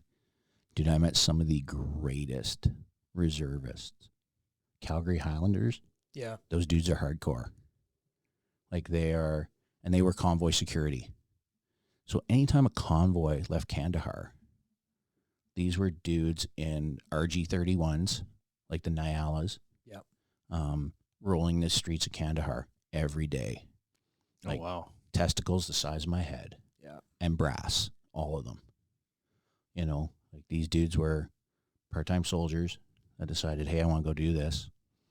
They got on a convoy escort, and that was like, those guys were getting shot at, blown up, like constantly, or attempted to be all the time. So like, and they would go out every day or every other day, depending on what group or section was going out or what, because they had to supply all the forward operating bases, the FOBs. And we were just starting to get Chinooks. So before that, everything had to go by truck. Yeah. And even fuel had to go by truck and all that stuff. So there was convoys out to all these forward operating bases. Yeah. And there's only one road in Desiree Panjway. So as a tow truck driver, are you is that reactionary then? Like they'll call you if they need you, or are you part of the, or are you routinely going out and? Depends on the operation. Okay. It's mainly reactionary. You know, vehicle blew up, vehicle got disabled, vehicle broke down, they can't tow it. Or certain operations, you know, like because when I got to one of the forward operating bases, I was co-located with Charlie Company, 2nd Battalion, Patricia's. Nice. Bunch of old buddies, Yeah. guys I knew and stuff like that. So one of the operations up there we went on, part of their crew or part of their thing was to take wrecker and their mechanics. Yep. Right, they're echelon guys. So we went out a couple times with them into the desert and towed some stuff. And that was probably just from, is that something they started doing right away, or that was like, you know what, we need enough of this. Yeah. We may as well just take these guys because we're going to need them anyways. I honestly don't know. Okay. I don't know where that decision was made, but they would come and say, hey, we're going and we want the wrecker. Yeah. I was like, okay, I'll go. You know, saddle up. Yep. Right? Soldier first, technician second kind of thing. Yep. So, yeah, we were totally kitted up just like the infantry guys. Yep. You know, full body armor, plates, helmets, full loadout. Because I was a master corporal, I had a pistol as well. Yep. I shouldn't say because I was a master corporal. There was corporals that had pistols too. It depended on your job and your role. Okay. Like when I rolled up on a recovery, especially with a company of infanteers, you got like, I don't know the exact number, but it was like 16 or 18 Lav 3s, and they form a big circle of steel, right? They circle up around the casualty, which is the vehicle that's down. Yeah. You know, they deploy snipers. We had the artillery, 2 M777 guns with us, and they deployed their little UAV. So it was like, by the time I rolled in, it was like I got out with just my pistol on my hip because we were in the safest location. And well, plus your job requires you to work with both hands. Exactly. The rifle kind of gets in the way. I mean, you can slip behind and do the thing. But yeah, like my partner got out and he's got his rifle and all this. And I'm like, dude, have a look around. If we need to use our sidearms or our rifles, shit's gone real bad because we're surrounded by a ring of steel, 25 millimeter chain guns on the labs and artillery and mortars. We had the American little birds overhead. Ooh, yeah. Those guys are crazy. Yeah. I love them to death, but they're crazy as fuck. Yeah. Those dudes, man, they would come looking for a fight. If you're out there listening, Banshee 29, Banshee 39, I love you guys. You guys, like, yeah. You got to be a little unhinged to do that job, I think. They would go looking for a fight. Yeah. Like, they would come over our comms and they'd be like, our call sign of the convoy we were in, they'd be like, hold firm where you are. We're going to go check this out. And they'd swoop in and try to start a fight. Yeah. You know, they'd come over the radio and they'd be like, today we bring to the fight 400 rounds of 50 cal. Like, I'm just making the numbers up. But, like, you know, we ran like 250 rounds of 50 cal and like 40 millimeter. And they had the pods on the side and that. Yeah. And they'd fly in and fucking zoom dudes. And yeah. I mean, they saved my buddy's bacon once. Yeah. There was a vehicle-borne IED that was coming crossways, and the Banshee guys got on the horn called Cody and said, hey, there's a dude coming. You guys better speed up. They sped up, and when the vehicle went through the intersection, it just clipped the back of his RG31, his Nyala, and exploded. And they just kind of rode the wave out. Oh, shit. Lucky. Yeah. Yeah. So nobody got hurt. The vehicle kept rolling, kept going. Yeah. They were pretty awesome vehicles. Yeah, definitely save their ass. Definitely saved their bacon. Yeah. Yeah, those guys were fucking... I don't know who's running Banshee 2.9 and Banshee 3.9 right now, but in 2008, Zari Panjway, you guys were lifesavers, man. Awesome. They were cool dudes. So anything notable then for you on the deployment in Afghanistan? Anything stand out? Yeah, there was a few things that I spent most of my time in forward operating bases. I didn't spend a lot of time in Kandahar. So we'd go out on ops, or we'd be I spent a lot of time in Masamgar, just down from, I don't know if any of you guys have ever heard of the White Schoolhouse, what went on at the White Schoolhouse with the Patricias on 306 and the Royals. Yeah, there's an A10 strafed the Royals. Yeah, I'm trying to remember. Okay. There's So an that account was, on Twitter, and he's done some write-ups on it. He was there on the ground. Yeah, and then I wasn't there. All I know is what I read. Yeah. Right, and I know a couple guys that were there, but that was close to that area where we were, and the Strathconas were there. They're the armored regiment with the Leopard tanks. Yep. And they had a little whirly board, and it said Masamgar, home of the Canadian Leopards, proudly rocket free for. And I had a little twirly board, right? I was there when I went. The second time I went to Masamgar, I was there for like 21, 22 days. Yeah. And I don't think that thing went over 4. Wow. Yeah. Oh, wow. But for every rocket that came in, I'll give them boys and the Leopards their props they sent out. Yeah. Like they replied accurately. Yeah. Very excellent. Accurately. So, yeah. And then everybody called it FOB Fabulous. It was a FOB Frontenac. It was up near the Dalla Dam project where they're building the Dalla Dam up there. We got rocketed once in the 3 months I was there, 2.5, 3 months I was there, and they missed the camp by like miles. I don't know how. The interior was a triangle, and it was, if you walk the interior, it was 3.2 kilometers, and they missed us. Wow. Yeah. I mean, rudimentary. Good. Very good, yeah. Yeah. Then I went back to Kandahar for like the last 4 weeks of my tour. And it was like, I don't want to slag anybody, but there were some guys and gals back in Kandahar that almost like out and out refused to go outside the wire, and they've been told you will. Is that that's where the term REMF comes from? The rear echelon motherfuckers? Can I say that? I did. Yeah, you did. I don't know if the Canadian Army uses that term too. Canadian Army didn't really use it. Is it fucking POGs? What's the other one? POGs and WOGs. I can't remember what they stand for. It's been a long time since I hung around with any infantry guys. POG is personnel's other than grunts. Okay. Yeah. And WOG is without gun. Okay. Or without guts or whatever you want to. Yeah. And in some of our cases like mine, WOG is worn out grunt.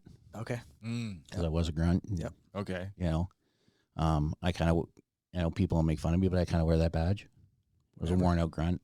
Yep. Beats the alternative. I did it. Yep.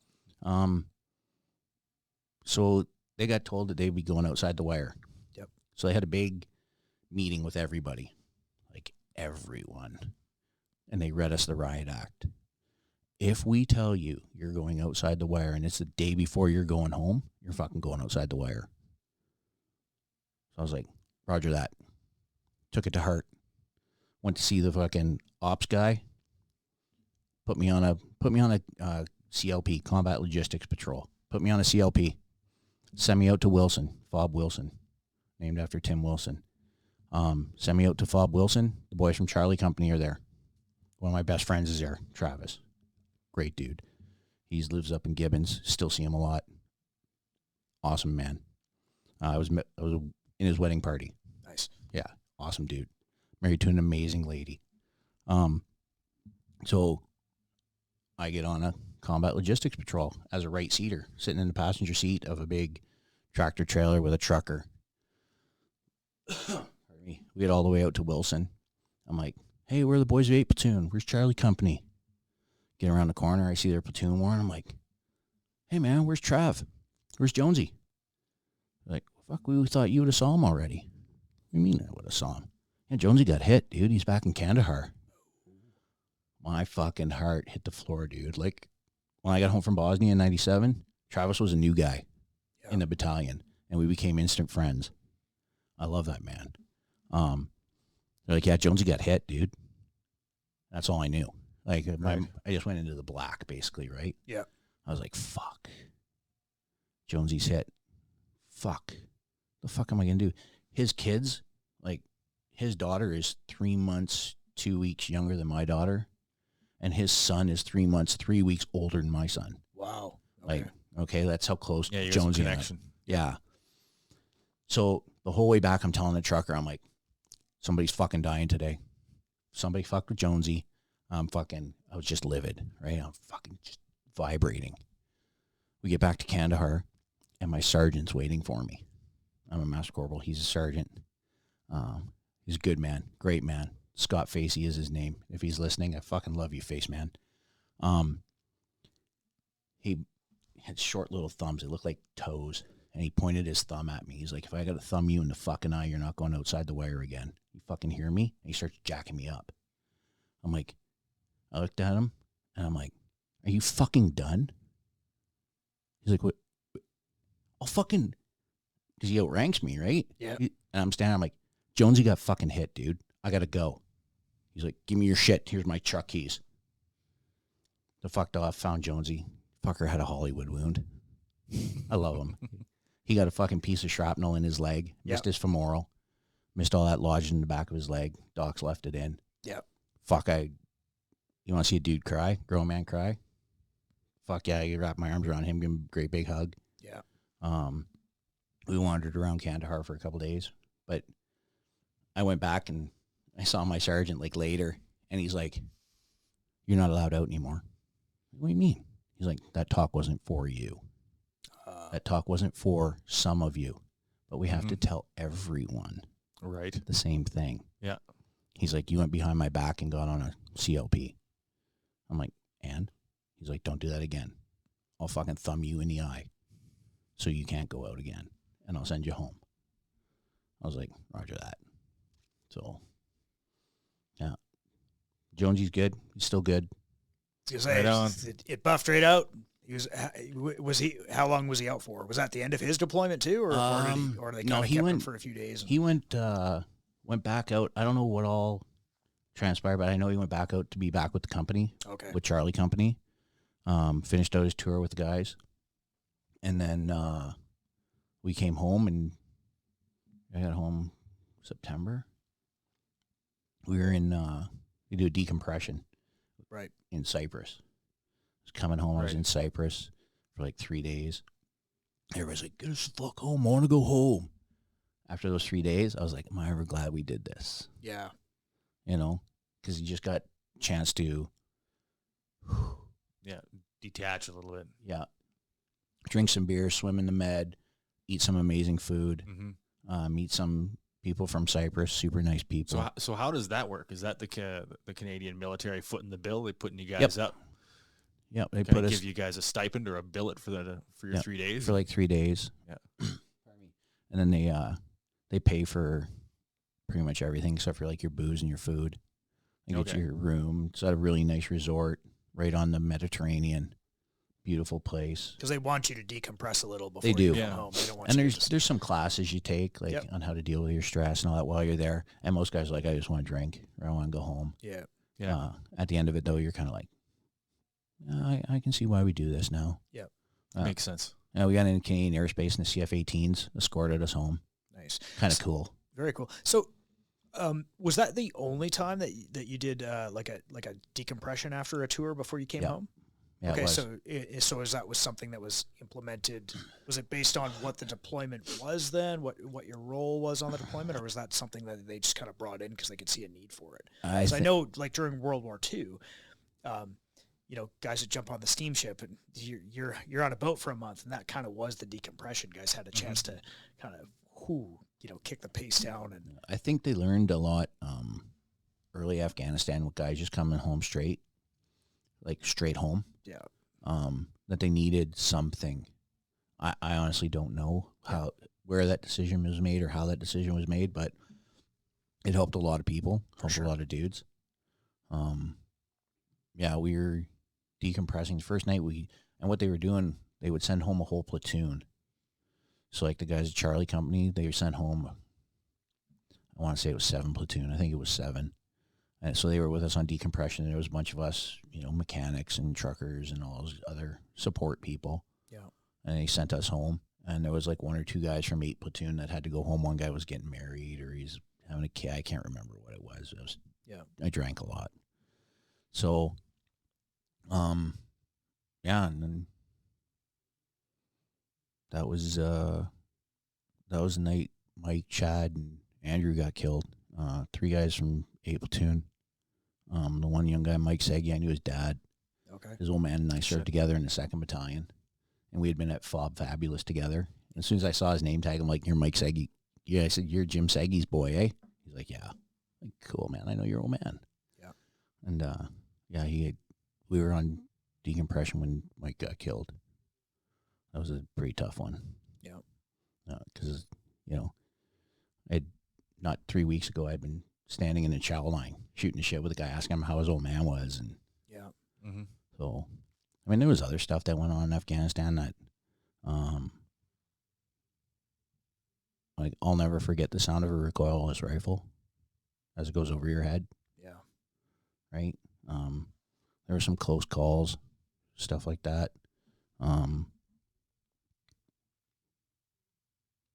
Shit that some close calls. Yeah. There was some close calls. I never saw combat. Like actual myself, I never fired my weapon. I was on the receiving end of a lot of stuff at different times. But I never fired my weapon the whole time I was there. In 25 years, I never fired my weapon in anger. So that not could a bad be thing. That's not a bad probably thing. a blessing, man. That's probably But yeah, there was some shitty times. There were some really good times. A lot of it now I can look back and laugh at. Sure. Like when one of the vehicles that no one was hurt, guy got a sprained ankle. One of the vehicles blew up, and the intermediate axle and tire, I don't know if we ever recovered it. It went down the riverbed like it looked like a hammer throw. Oh yeah. jeez. It went like I don't know how far it went, but my buddy Alex recovered that vehicle. Was that hit an IED then? Yeah, an IED. Yeah, okay. And they figure it, and again, I don't know exactly, but we think it was a command detonated because we were going into all the combat outposts where they had infantry guys along the Arghandab River and replacing them, bringing them in, ripping them out. And that was on one of those. And that's where they went in, vehicle blew up, they pulled it out. My buddy Alex from Wainwright went and freaking recovered it. And then we went in to recover another vehicle. And that's when the recoilless rifle went over my head. Yeah. I was like, oh shit. And you look up and you see the little vapor trail, and it's like, okay, now it's personal. Yeah. They're shooting at me. Yep. It went out, it missed, obviously. It went out into the riverbed and blew up near Alex's wrecker. I think he said it was a couple 100 meters away. I wasn't there, but they fired 2 of those, and I was like, oh, okay, now it's personal. Yeah. Like they're shooting at me, at my vehicle. Yeah. So is this so on that particular instance, is this while you're still surrounded by that ring of steel? You got all the labs? Oh, no, this is, we're at a combat outpost. Oh, okay. On the Arghandab River. Okay, so you're not... We're doing a huge convoy down the Arghandab River. Okay. All along, it was called Route Foster's at that time. All the routes are named after beers. Yeah. Route Foster's. And we would go into the Arghandab Riverbed and wind through the Arghandab Riverbed so they couldn't get a bead on us as to where we'd be. Right. So they couldn't plant IEDs. Right. Right? So we go down the riverbed and wind our way through. And this was one of the combat outposts. There was a platoon of infantry guys from Bravo Company, 2nd Battalion. And we'd rip in the new guys and the old guys would rip out and stuff like that. And we'd take out vehicles that were damaged or broken or shit like that. And that was it. I want to say that was Zangabad down the river. Yeah. Then I did so many trips down the river. I think that was my first. Yeah, I think that was my first trip down the riverbed. Then I went back down with the leopards. Yep. Because, like I was saying about Bosnia, guys go on, they call it HLTA, home leave travel allowance or whatever it is. Yep. So I went to replace a guy on the leopards. So I was driving, or I wasn't driving, I was crew commanding the recovery vehicle, the ARV, Armored Recovery Vehicle, for leopard tanks. How big is that thing? Fucking huge. Because a fucking leopard tank, like, what does that thing weigh? I don't know. It's in the tons. Yeah, it's in. I think I want to say around 65 tons or something like that. I don't. Not a big fan of tanks, to be honest with you. Big squeaky IED magnets. Yes, that's what they are. Yeah. Right. I went back out with them. That was kind of a cool trip. We were down at. I want to say. I think it was Mushan. Yeah, we were at the farthest, and they do the big ring of steel. Now you got leopard tanks and lavs, and you got a Fufak, right? Cool dude, like amazing guy. Slayer 3-4 was his call sign. For the regular people, what's a Fufak? Forward observer, fast air controller. He had artillery and air. So he's kind of like a JTAC then, like a similar. Yep. Similar. Yeah. Okay. Similar. I think there were JTACs at that time, but they called him a Fufak. Okay. So he was a fucking good dude. Yeah. Crazy as fuck. Awesome dude though. So yeah, we had all that, and you pull the ARV into the middle. Now it's armored. It's got we had an MG42 on it, German MG42. Mm-hmm. Nice. Yeah, the bone saw, as they called it, because it's shot so fast. Yep. And we took. I was laying up on the arm, all relaxed, sunning myself, right? Just got my body armor on him. I laying there, and we take some mortars, come in, like just off to the side. They weren't going to hit us. They weren't very accurate with what they did. They could be, but sometimes they weren't. So I'm laying there, and I don't have my boots on, right? So I jump down in the hull of the leopard tank, and my boots are on the arm of my ARV, and I'm down there, and I'm fucking dancing because it's so hot. Yeah. Oh shit! Right? And my driver's like, "What the fuck are you doing?" I'm like, "Dude, my boots are on the arm." He's like, "Uh-huh." No sympathy. No sympathy. No, no sympathy for the replacement guy, right? Yeah. That's only there for a couple weeks. Mm-hmm. But again, I rode with great dudes. They knew leopard tanks. All I had to do was basically talk on the radio. They were fucking awesome dudes. I just basically had to talk on the radio and ride in top and manhandle the MG42. Never got to fire it. Sucks, but dang. Yeah, I got a quick fucking like, here's how you load it. Here's how you. They didn't let you just test run it a little bit just to like get a feel for it. No, as much as I would like to have, they didn't. But that was all good. Cool. Yeah, it was. Other than those mortars and stuff like that, and like I say, the mortars that came in, the boys sent back 120 millimeter out of the leopards and a couple of lavs lit up on them. So yeah, then got to come home, hang out and be a dude. So was that your last deployment? That was my last deployment. And because things kind of, I'm trying to remember, when did Canada start to wind things down in Afghanistan? Like, we were there for a long time. Yeah. I don't know off the top of my head. Yeah. I do remember, like, the formal announcements and stuff. But I want to say it was around 2014 was the yeah. last dudes that went in, and it was kind of like the mission closure team. Yeah. And I think like combat operations stopped a few years before that. I could be wrong. Yeah. I want to say like around 10, 11, we stopped combat operations. Yeah, that sounds about right. I think. Like I say, don't quote me on that. So this is 08? Yeah, 08. Come home September 08, Labor Day weekend. Okay. I'm home in Wainwright. Living the good life. And how was that? It was good. It was good. I mean, hey, I laugh and joke because I was building a fence in my backyard. Yep. And the guys that were getting ready to go over were pre-deployment training out in the woods doing their thing. And the artillery started firing. And I was like, holy shit. Started looking for my body armor and that. And I'm like, idiot.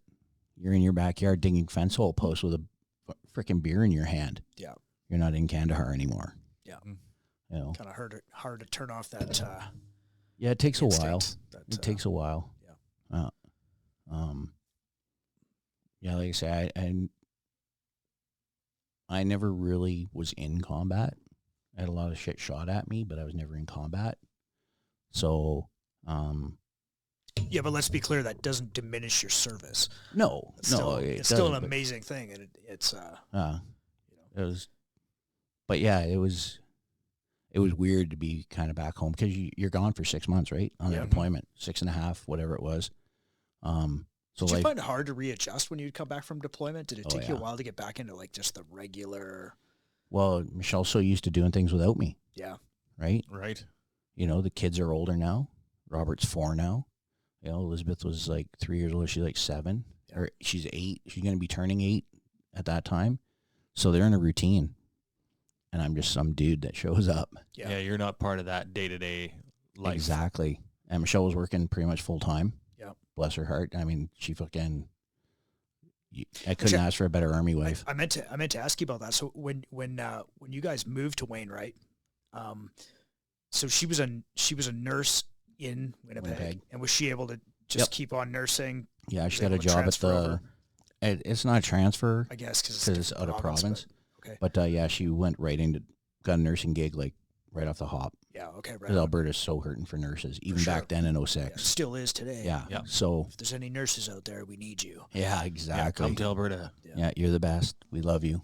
Trust me, we love Probably you. track down a job for your husband too. Yeah. Oh yeah, we can get him a job.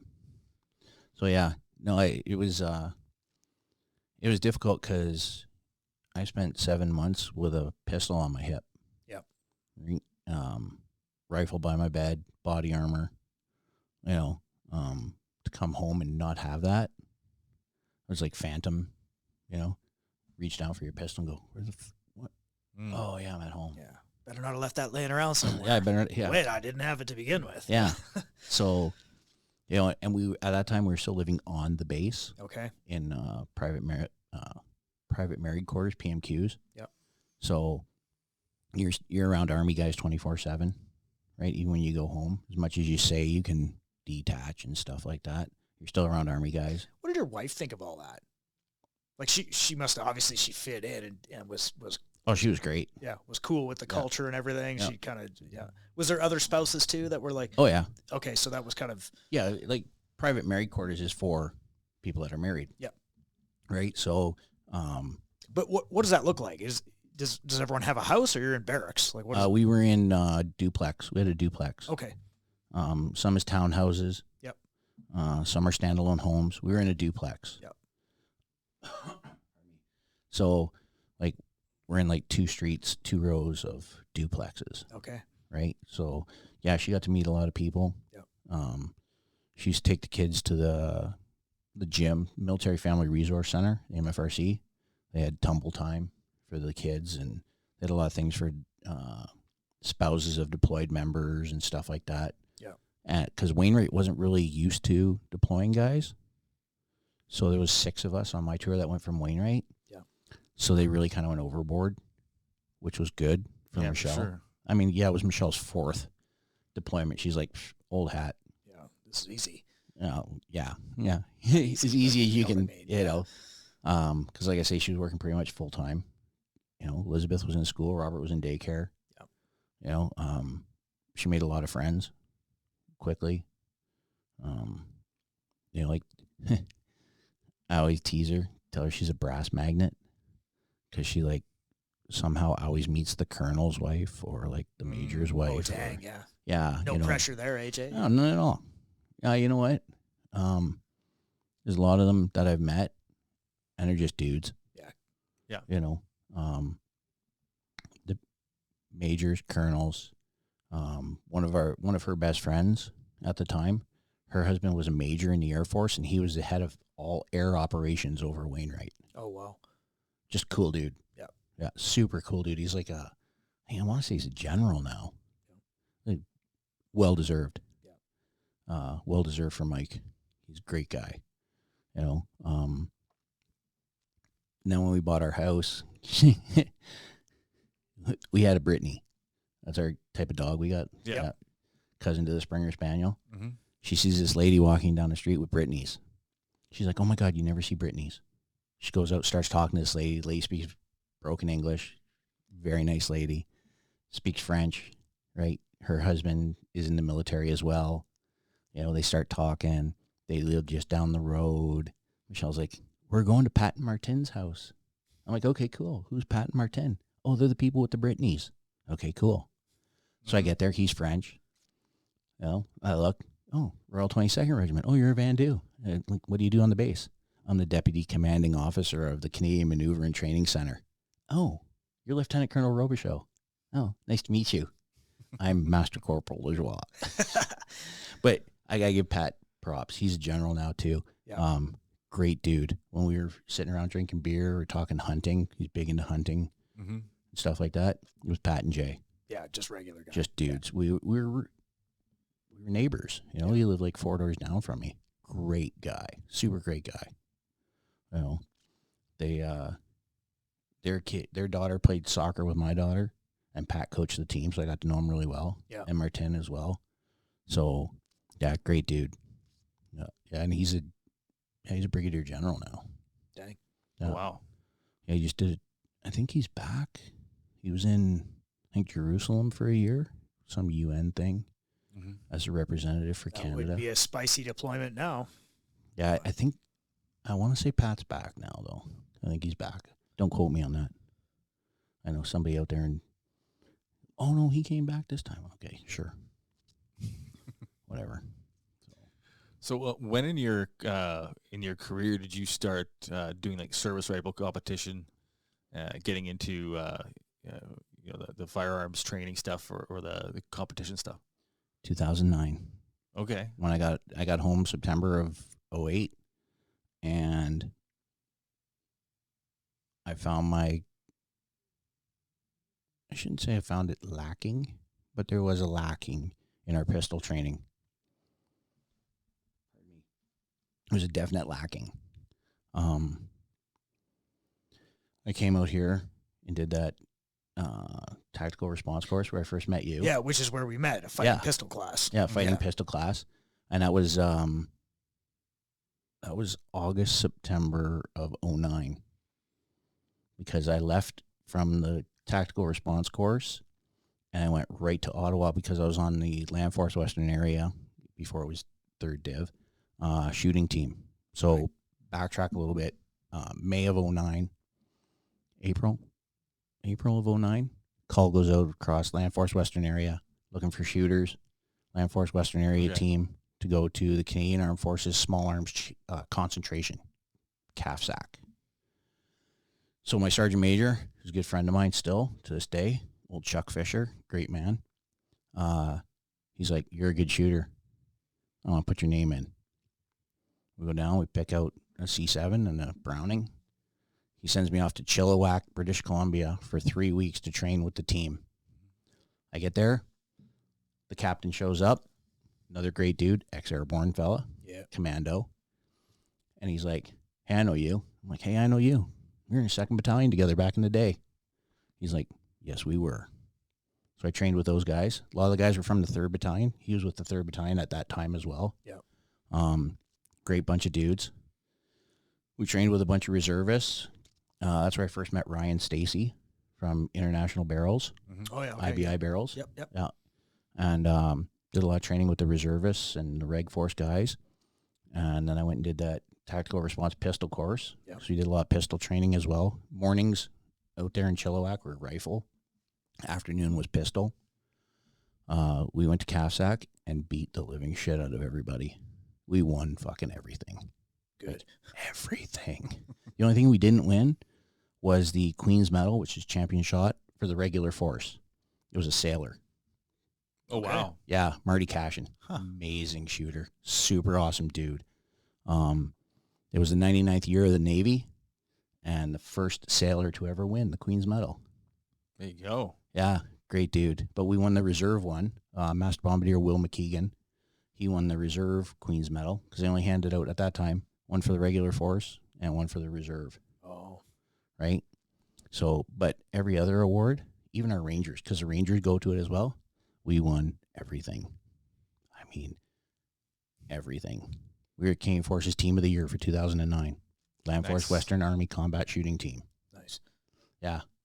So then, of course, my interest was piqued, right? Yeah. So, bought an AR, started training, started doing, stuff, because I had known Earl. I met Earl Green, another great dude, through Darren Cole, One Shot Tactical, Yep. Mm-hmm. right? Yep. So, Actually, Darren was up here not that long ago because now, of course, he's repping for Gravel, right? Yep. So I should actually, I'll see him in November or December. We're going to fly down and hang out with those guys. oh yeah, Yeah. he tries, when he gets close to me, he gives me a shout. I saw him in Lloydminster at one of the stores in Lloyd. Yep. And we hung out, had lunch. He was up in Vermilion. I met up with him in Vermilion.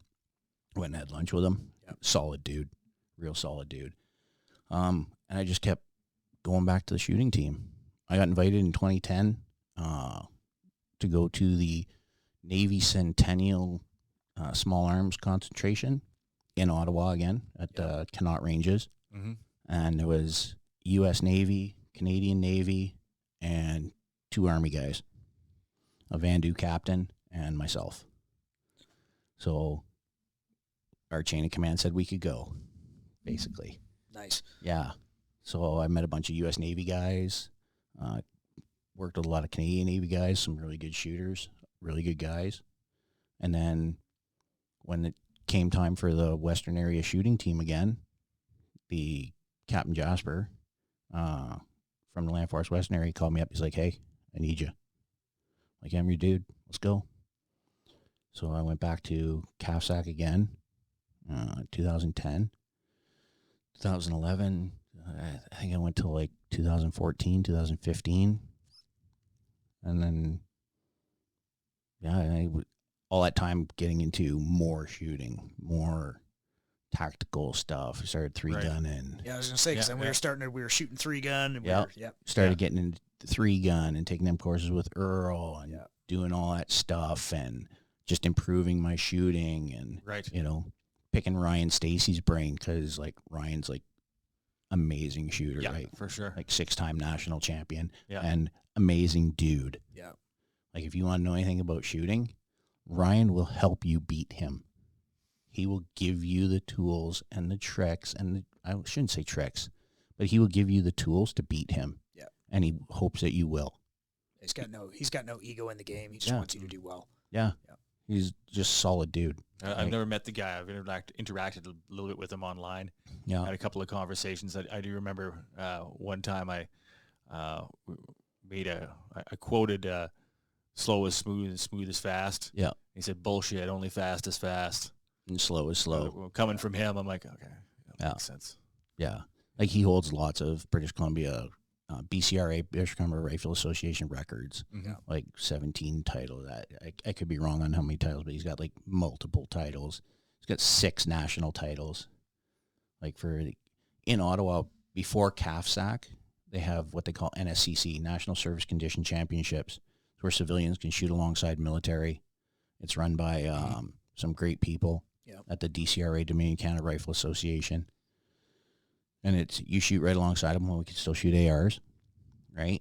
And you'd be laying on the line, and there'd be 2 civilians and 2 Army guys and 2 civilians, and you'd shoot out to 500, and I just have a great time, right? Yeah. Right. Ryan won 6 of those in a row. Wow. Yeah, like top shot in Canada. So the only thing that stopped his reign was the OIC. Right. Where it was the government. Yeah, was the government. So, which is their goal. Yeah, so well, that's and another whole. Yeah. Yeah, very, very few people came away from that as affected as he was. Very few people as passionate for firearms ownership in Canada as he is. Well, and he he a lot was of skin in the game. He had just started International Barrels too with a bunch of guys. Yeah. So they really had skin in the game. Yep. This was their livelihood. I mean, he's doing well. I've got a couple IBI barrels, and I love them. They're amazing. They're tack drivers. Oh, I know. I was talking to him recently. I got a build that I want to do that I was talking to them about rebarreling one of those WK 180s. Yep. For me. Yeah, it's a project that's still cooking. We'll see. He's the dude. Yeah. He is the dude to talk to about that. Yeah, I've got a couple of his barrels. So, but yeah, I just started more and more, right? That thirst for knowledge, thirst to be the fire to perfect shot. I trained with a lot of Queen's medalists. One gentleman who's probably forgotten more about shooting than I'll ever know was one of my coaches for a few years, Dave Oakey. Okay. He won the Queen's Medal in 77 and 79, but he's like I say, he's probably forgotten more about shooting than I'll ever know. And and again, like Ryan, willing to give you the tools to beat him. Just happy to share it. Oh, yeah. And like a wealth of knowledge, huge wealth of knowledge. I trained with him a little bit. I trained with Keith Cunningham from Milcon and his wife, Linda Cunningham, who are both like national champions in their own right. I think. Don't they have a book? Yes, they do. With Colonel Grossman. Yeah. On hunting. That's what it is. Yeah. Yeah. They also have probably the best books for wind reading and mental marksmanship. Because when we trained with Ben, book. Yeah. If you did your homework, then Ben sent us those books. Yeah, because Ben was on the shooting team with Keith. Yeah, that's right. Right? If I remember correctly, I could be wrong at this, but I think Linda shot at the Pan Am Games, like medaled at the Pan Am Games for Canada, small bore, if I remember correctly. But she's an amazing shooter in her own right. Yeah. Right? Keith's got like 5 or 6 national championships. I think he's got if I remember correctly, I could be wrong. If Ryan's watching, he'll correct me. I know he will. I think he's got a Queen's Medal. Keith does. So those are the kind of guys I was like searching out. Yeah. Good buddy Sean Gagnon won 2 Queen's Medals. Right? He was a sergeant when he won his first one. And like we talked about CFRing, he commissioned and became a captain and won his 2nd Queen's Medal. Wow. Nice. Right? So at that time, those are the guys I was surrounding myself with, guys like you, guys like David, Earl, Queen's medalists, national champions, guys that were doing the work and putting it in. Yeah, guys that were passionate about it. Started reloading, all that stuff, So you're doing all that, and is it, just mundane at the motor pool? Is that like what's going on career-wise through this? Like, when did you become the Sarge? Because I've always called you Sarge. For as long as I can remember, you were Sarge. Yeah, no, I career-wise in Wainwright, at the time, Wainwright wasn't really the greatest place to be for mechanics. Okay. They say people will make or break a posting. They do. Yeah. And I won't. People that were in Wainwright during 06 to probably about 2010, 2011 know what I'm talking about. Yep. After that, I was working in all different sections. I had like 6 or 8 troops working for me, 10 troops. I was still a master corporal.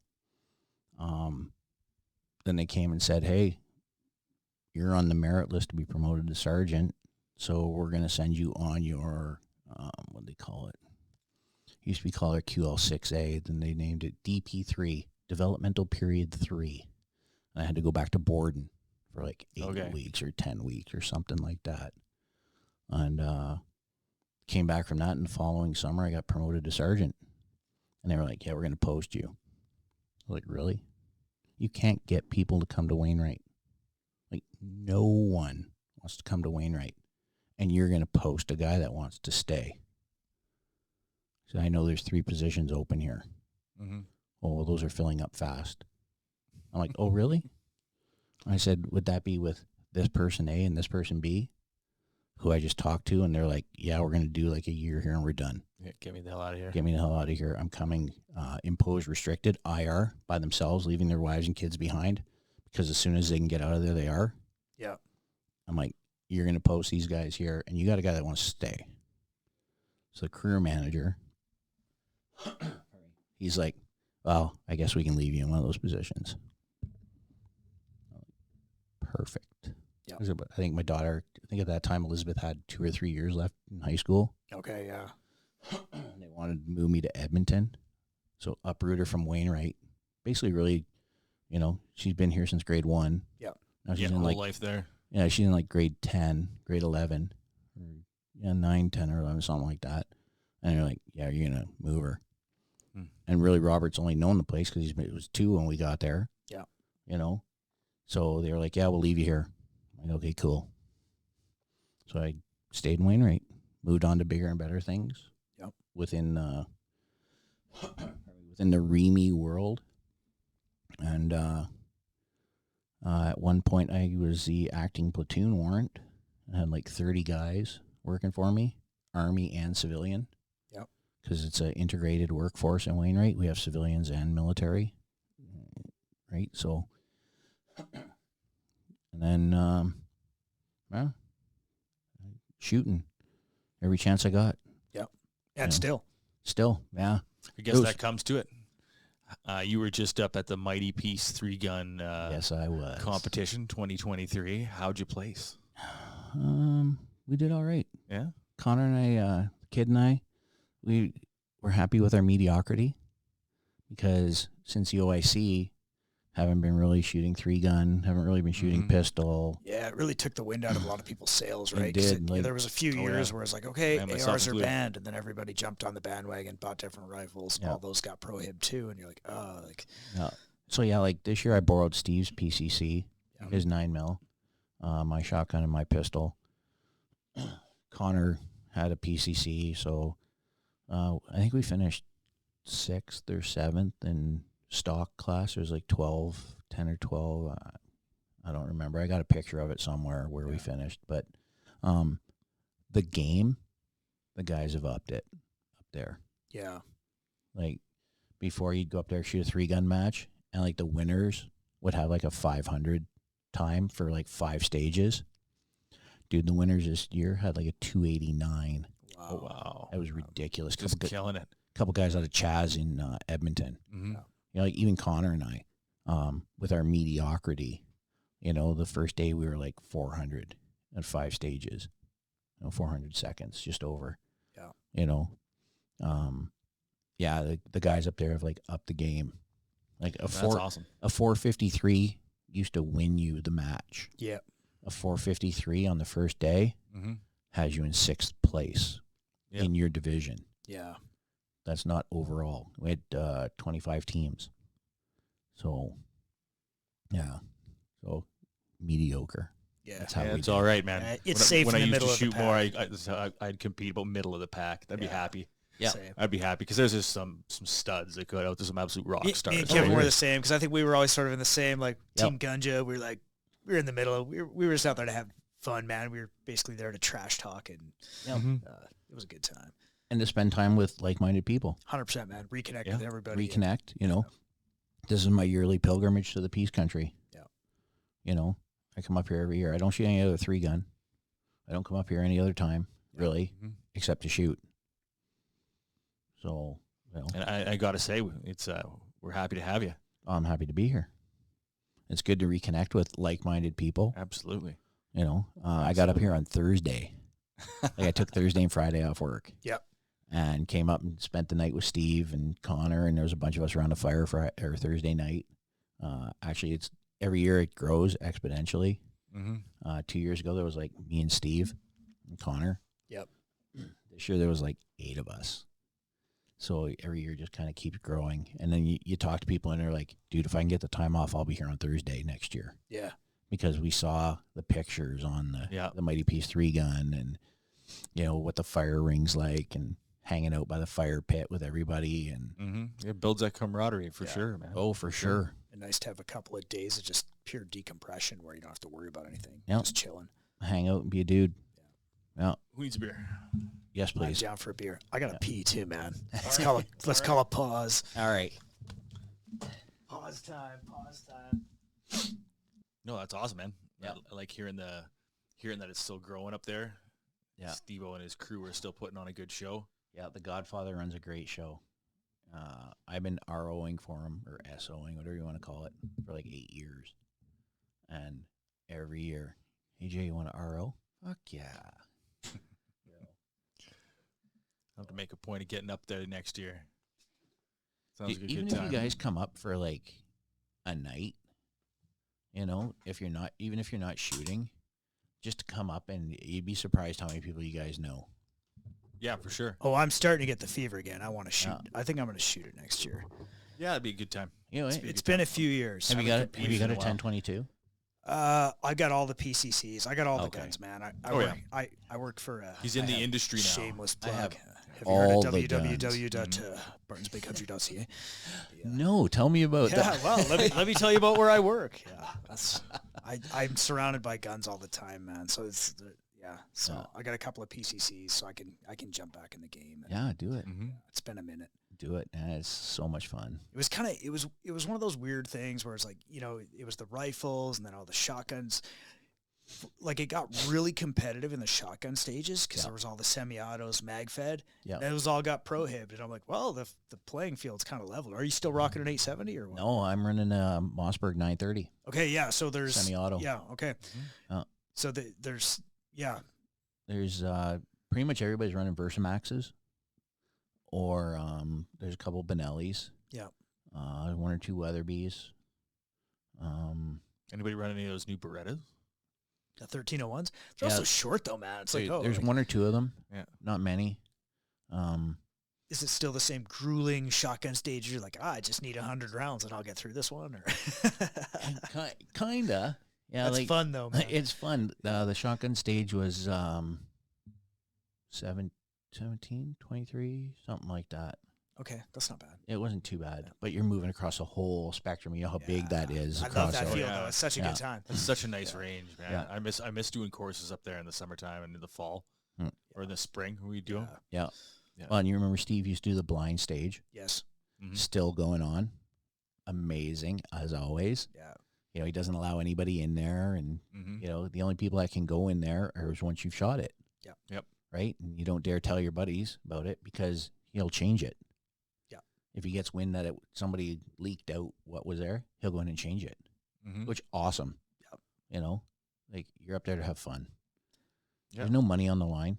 No, it's No. it's camaraderie And and a bragging bit of rights, bragging right? rights. Yeah. And by a Exactly. bit of bragging rights, I mean all of it if I'm there because I'm like trash talking and bragging just to Well, you remember Andrew Lamar. Yep. And his wife Heather. yes. So Heather shoots with Steve. Yep. Okay. And they shoot well together, They do. right? And Andrew shoots with Tony. I can't think of Tony's last name. Tony's a sheriff as well. Oh yeah, okay, yeah, I know him too. Yeah. So this year, Heather and Steve beat Andrew and Tony, Yeah. and the shit talking started. I bet. You would have Yeah. to. Fun ride Of home. course, right? So when they started reading it out, Connor and I beat Andrew and Tony. And I'm like, that's the only reason I'm here, is to beat Andrew. Yeah. Because he takes it so, like, he's a great guy, right? He takes it well. Mhm. And we were teasing him that he was drowning his sorrows in his ham sandwich Yeah. because he was eating. I'm like, Andrew, do you eat because you're sad? Is that a sympathy sandwich? Is that a sympathy Yeah. sandwich? Because Connor and I beat you. We haven't shot 3 guns since last team match. So, with borrowed guns. Yeah. You gotta So- rub it in, man. Oh, yeah. Oh yeah. What are you doing if you're not shit talking? That's what it's all about. Yeah. Matt Potter's still up there shooting with us. Yeah. Okay. Old Potter. Okay. Yeah. Is he shooting with shit, what's his name? His buddy that he shoots with, Jonathan. Jonathan Howe. No, he was shooting with Oh, you're thinking of Robidoux. Yeah, John back in the Robidoux. day. Yeah. He shoots with James Dyke now. Right, yeah, okay. And yeah, yep. Yeah, he shoots with James Dyke now. I think Potter is shooting with a Jonathan Howe out of Tumbler Ridge. Okay. Okay. Great big burly frickin' mountain man out of Tumbler Ridge. Great big teddy bear.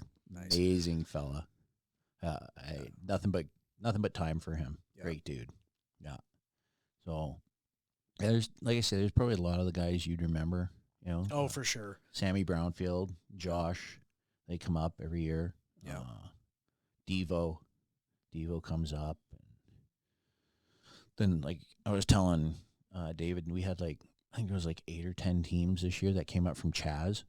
Yeah. Because they run 3-gun down there. Yeah, and they shoot a lot down there. Yeah, they have like monthly matches. Yeah. So if you Those can guys get are- into them. Yeah. Are those Is it guys like- cleaning house and taking all the prizes home? Is that what's going on? They did well. Yeah. The guys that won it this year were from Chaz. Yeah. I can't remember their name because, you know, at the team match, everybody makes up wild and crazy names. For sure. And everyone ends up with a nickname. Yeah, and everybody gets a nickname, you know. Yeah. Connor and I were always kidding me, you know. Yeah. You guys with the team gunja. Yeah. Not a mailman anymore. I got to get a different shirt if I jump back in the game. And Steve and Pretty Heather. pretty sure I know what team you're gonna be on. Steve and Heather are the short bus door gunners. Yeah. Right. So, yeah, all kinds of crazy names like that. Remember JP from up Fort St. John? Yeah. With bad shoulders and all that. Yep. And Wayne Gerber, right? 2 awesome dudes as well. Their team, just the tip. Yeah. You know, so. Man, some of these teams have been around for a long time, man. Oh, Since yeah. the beginning, really. Like, Yeah. yeah. Since year 1, year 2. Yeah. Well, yeah, this is the 11th annual. Yep. And Connor and I have been running together since the 3rd annual. Yep. So, you know, we changed our name this year. Yep. We're no longer Kidding Me because he went and got married. He's all grown up. Yeah. So we were an acronym. I don't know if I can say it on. You can say whatever you want. Okay. CUMD, COMD, couple of married dudes. I like it. Yeah. I like it. So, yeah, it worked. So, and then, of course, Steve was like, yeah, and on deck, cum dumpster. Like, we're not cum dumpster. We're cummed. Couple of married dudes. Right. It's classy. Yeah. So, yeah. That was just grind, Steve. Mm-hmm. A little. You know, like, I'm trying to think of Chris Fearon from Maple Leaf. Okay. Him and Greg. Can't think of Greg's last name. Everybody calls him Z. They were their team was called Bite the Pillow Josh. Oh, yeah. To tease Josh. Wonderful. Little Josh, right? Yeah. That shoots with Sam. Sam's team was, you know, beat your teammate kind of thing. Yeah. Yeah. So, yeah, it was a good time. A lot of good people up there. Yeah, always. And amazing food. Christine. Yeah, they always have such a wicked Yeah. spread Yeah, up take there. care of the crew for sure. Yeah. She goes by on Facebook. Okay. Her and her husband, they do an amazing pork, or they did beef this year. Yeah. Yeah, beef and mashed potatoes, and there was like more food than we knew what to do with it. And it was all amazing. That's It a was all good problem to great. have, though. Oh, yeah. Yeah. You know, and it was nice and warm, so we could all eat outside, Yeah. sit by the fire, drink some beers. Yeah, because it's been a few years where we're all huddled in the clubhouse freezing our butts off, man. We Yeah. talked about that. More than a few. 2016. Yeah. 2016 was the year from hell where we actually shut her down. Remember, we shut her down that day because Jason Carver did a nose plant in the mud. Yeah, because that range gets muddy. If it's wet, man, it's bad. Well, it was snowing. It was like -1 and snowing, and it had rained for like 3 days before that. Yep. So, yeah, Carver did a swan dive, and we were like, okay, that's it. People can't feel their fingers. People are dropping shotguns. This is unsafe. Yeah. Shut her down. Guns are Yeah. jamming up. Yeah. Yeah. So, So if we were to rewind a little bit here, so when did you call it a day then with the big green machine? So when did you retire? We'd be a few years back now. March 15th, 2019. Okay, and so that was just kind of your 25 years. Well, I guess you did 25. It was originally it was just 20. 25 to the day. Okay. Regular force time. So what made you go the extra 5 years? Because you did Pension. three. Okay, because that's where it kind And I of. still loved what I was doing. Yep. Right. The extra 5 years was a 5-year contract. It's Yep. called a continuing engagement. And you gain a certain percentage every year. So I still really loved what I was doing. Still loved leading troops. Like I said in my one article, the greatest, best honor I've ever had in my military career was I got to lead troops. Yep. Right? Sure. That's my greatest honor ever. That I Yeah. got to lead troops. So I still loved what I was doing. Still loved the troops. Still loved the big green machine. Yep. You know, the big green weenie, as it sometimes was. But yeah, I still loved doing it. I was an Army guy. Yep. You know, I went from that scrawny little kid, 6 foot, 135 pounds that walked into the recruiting center to a 6 foot, 210 pound sergeant in the Canadian Armed Forces with multiple deployments under my belt. Yep. And I loved it. I loved every minute. I bitch, piss, moan the whole time, like we all do. Well, you have to. You have to, right? That's It's the job. Canadian soldiers' prerogative to fucking bitch and complain. Yeah. But I just loved what I was doing. Loved the people I was working with. At the time when I first signed that, I was in training, so I was getting to meld the minds of new up and coming REME technicians. Yep. Right. I was pretty proud of that. I had 14 troops that I sent on their DP2, which is their second phase. Yep. Of their mechanic training after their OJT package. Of the 14, 12 of them finished in the top 3 of their course. Dang. Nice. The other 2 finished 4 and 5. And they told me before they went, Sarge, we're going to drink. We're going to party, we're going to drink, and they're both great mechanics. Yep. Both stellar mechanics. And they've both gone on to do great things in the civilian world. We're going to go drink and party and carry on. They finished 4th and 5th. So, Not bad. Not Must be bad some at good all. Instruction. Yeah. So, and all those kids have gone on to do great things. Yep. All 14 of them. Some have left the military. Some are still in. Some have gone up the chain of command. Yep. A couple of them have their own businesses and stuff like that. Doing amazing. Keeping contact with a lot of them. So yeah, I was loving what I was doing. Yep. So I'm like, why not stay 5 years So at minimum? Yeah, so you get that 5 years, 25 years to the day. You retire, Yeah. and you're still working there. What's up? What's going on? Well, How does that work? you as much as the big green machine chews you up and spits you out, they do look after you when you get out. Yep. A little bit. So when I retired, I was 46 years old. Because I remember when you retired, because we're on the phone, we're chatting. Yep. You were doing some welding stuff, and you were talking about, oh, maybe I'll do gunsmithing. Like you were kind of bouncing some ideas around, Yep. trying to figure out what direction you were going to take. Trying to reinvent myself, basically. Yeah. Yeah. I was gonna go to school. I was gonna study gunsmithing at NAIT. Yep. And OIC. Thank you very much. Yeah, it kind of killed that. Eh? Yeah, I was in talks with Ryan at IBI about supplying me with barrels, and I was going to build 1 mile gas guns, Stag 10 platforms, that kind of thing, and then OIC. Those bastards. So I that kind wanted of one of your guns, Jay. that kind of put a kibosh to it. There are 2 custom Stag 10s out there in the world that I built, one in 260 and one in 6.5 Creedmoor. I don't know who has them now, but they're out there in the world. I know who has them. Mike from Canmore. Yes. So You got a lot of things. So, yeah, I built a 260 and a Stag 10 platform, old school A1 butt stock. Mm-hmm. I can't remember what scope was on. I built it for a friend. And, 260, and then I built a 6.5 Creedmoor for myself. Mm-hmm. Uh, I was on the list for the Stag 10s when the writ got dropped. I was Well- going to go that same route. Wednesday, before the OIC, I finished that rifle.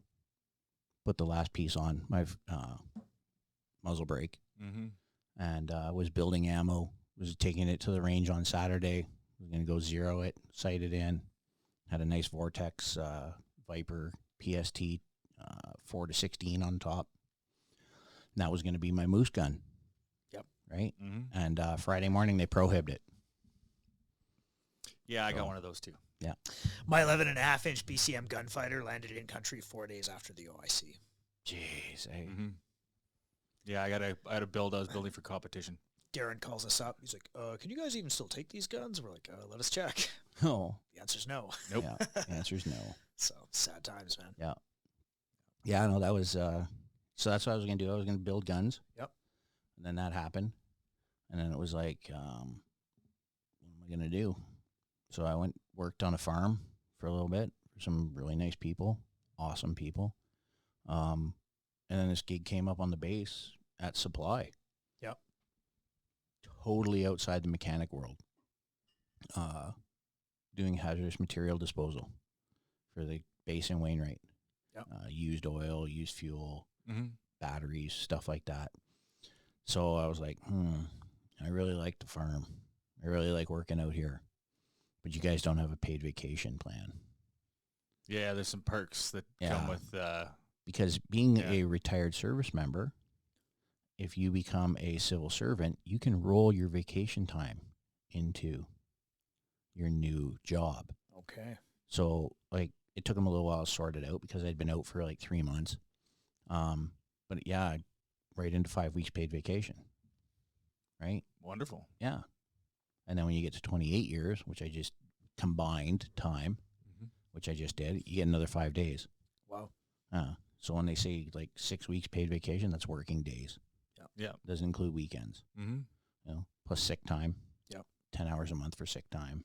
You know, I'm one of them horrible federal employees that took the big pay raise there when we walked out and did the strike and all that stuff.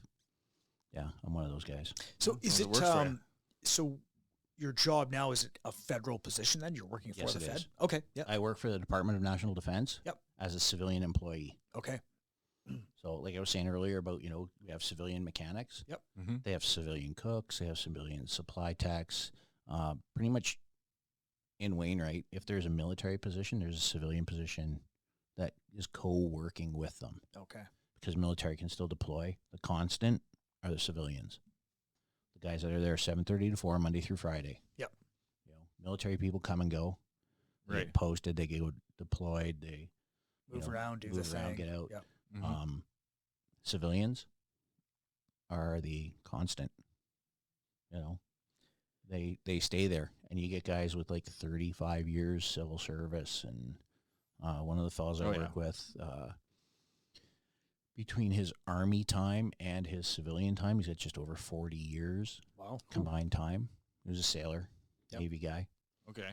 So, yeah, and he's talking about another 3-4 years. He just turned 60. Yep. And he's talking about another 3-4 years. So, and you know what? He's still healthy, still in good shape, still can do the job.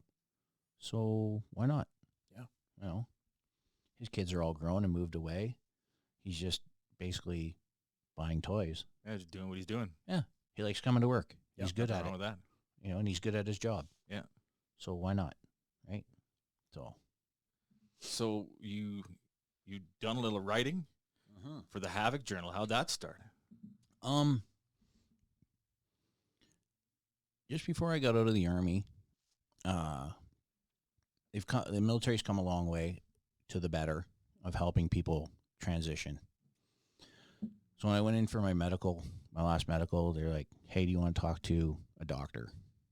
I'm like, well, I thought that's what I was here for.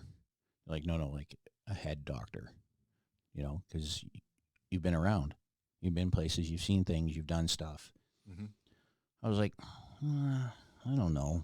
I went home, my wife's like, yes, you will. She's like, every deployment, you came back different. I'm like, whatever. She's like, no, you will. It's okay, sure, whatever.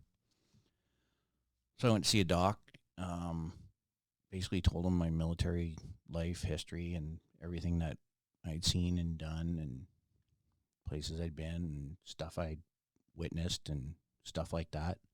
And he's like, dude, you're fucked up. I was like, okay, what does that mean? He's like, well, you have post-traumatic stress disorder. I'm like, don't fucking tell me that. Don't tell me I have a disorder. So I started writing. I started writing stuff down, stuff that pissed me off, stuff that made me happy, and I'd been reading the Havok Journal. Okay. It's an online site. It's called havokjournal.com. It's all Americans. Yep. And I've been reading a lot of their articles about post-traumatic stress disorder, leadership, stuff like that, reintegrating back into society as a civilian once you retire from the military. So I had written these, I don't know, maybe 3 or 4 articles, just shit talking about stuff. Mm-hmm. And I didn't intend them to be for anyone to read. They were just for me. They helped my brain. They helped me with memories. They helped me with getting through shit so I wouldn't rage. Yeah. Or fucking, do stupid things. So I sent them to one of my buddies. I sent one of them to one of my buddies. He's like, dude, you got to get this out there. You got to get this, put it on your Facebook, put it somewhere, do something. Get this out there. Other people need to see your shit. I was like, nah, I don't think so. I don't want to put my, that out there. Right. Right? He's like, no, you have to. That's all there is to it. You have to. I'm like, all right. Maybe. I don't know. No, I'm not going to do it. Yeah. So I think it was about a week or so later, I was reading an article on Havok Journal again. And I was like, you know what? I'm going to reach out to them. What do I got to lose? Yeah. Worst they can say is, no, you're a shitty writer. Beat it. So I sent him an email. I'm like, hey, I'm a Canadian Forces veteran, served in the Army for 25 years, multiple deployments. Would you guys be interested in maybe reading something that I wrote about life in the Canadian military? Dude replied to me within a day. Would we ever? I'm like, okay.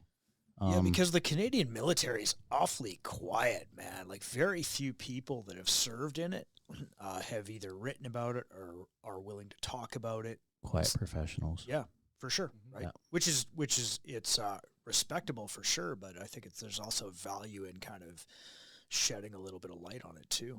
Oh, absolutely. It seems like in the U.S., the military seems to be very much a part of daily life. Yeah. Everybody knows somebody who's in the military, has somebody in their family who's been in the military. In Canada, it seems like there's a very real detachment from daily life from the average person to the fact that Canada even has a military, and that doesn't seem like an accident. It exists in a weird kind of a paradox because it's almost taboo but well respected, right? Everyone, at least in the circles I travel, everyone respects our troops, supports them, but it's nobody talks about it. Nobody has this expectation that people will come forward and talk about it either. It's kind of a weird, right?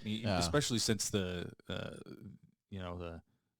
tail end years of the global war on terror, and we hear the conversations coming out of the U.S. about the veteran suicide rates, about post-traumatic stress disorder, about all these issues, which to my understanding are a very real thing in Canada.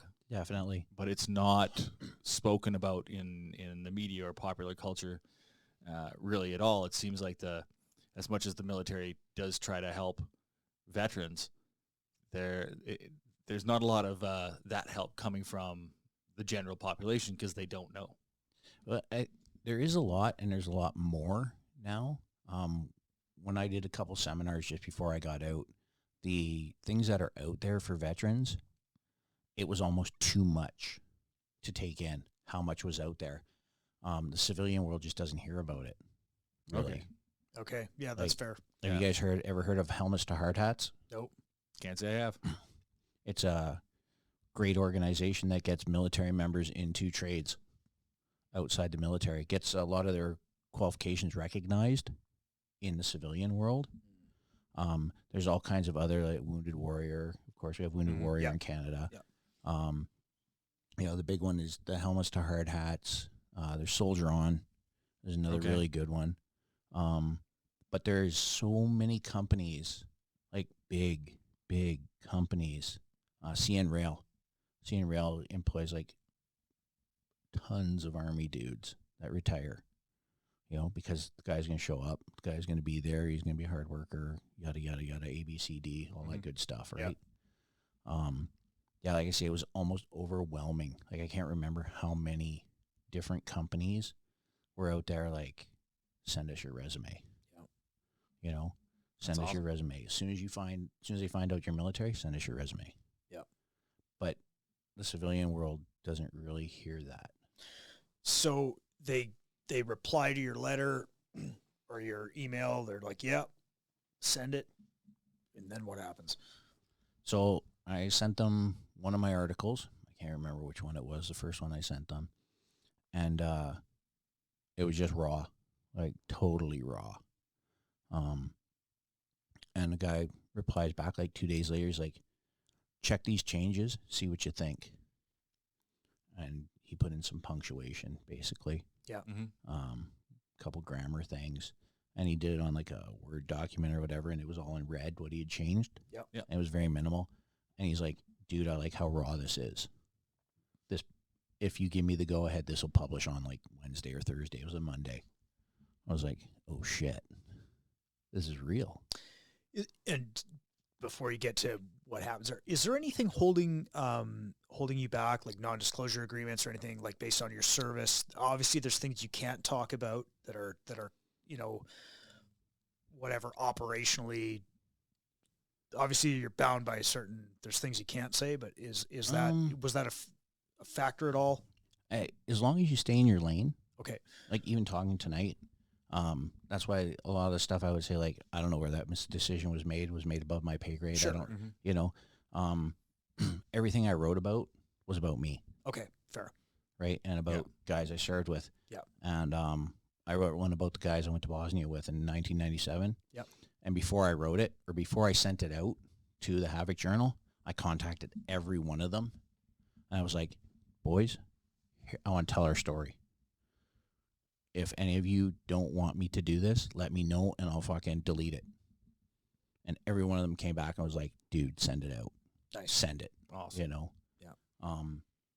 Yeah, I got like wicked emails from guys I hadn't heard from in years and stuff like that. Like, dude, send it. We want to read it. Send us the link, and all that stuff. Yeah.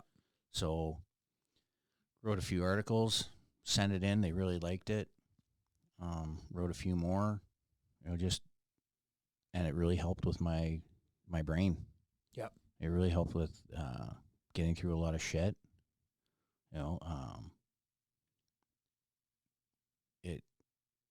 It was just really good for me. I've kind of slowed down now in my writing. I got a few on the burner and back burner and stuff like that, but nothing's really jumped out at me lately to write about. Well, maybe life is finally starting to settle down where you can just kind of. Maybe. I mean, I still see what goes on in the Army. Sure, because you're still next to it, right? But and I'm still reading a lot on Havok Journal. Yeah, guys are great on there. Scott Faith and Dave Chamberlain, those guys are really great. They've been really supportive. Pretty much everything I send them, I'm like, dude, this is awesome. There's actually a private group on Facebook for all the writers on there, and we'll bounce ideas off each other and send Word documents and shit like that, and you can read each other's stuff and give input. And so that's been really good, like really good for my brain.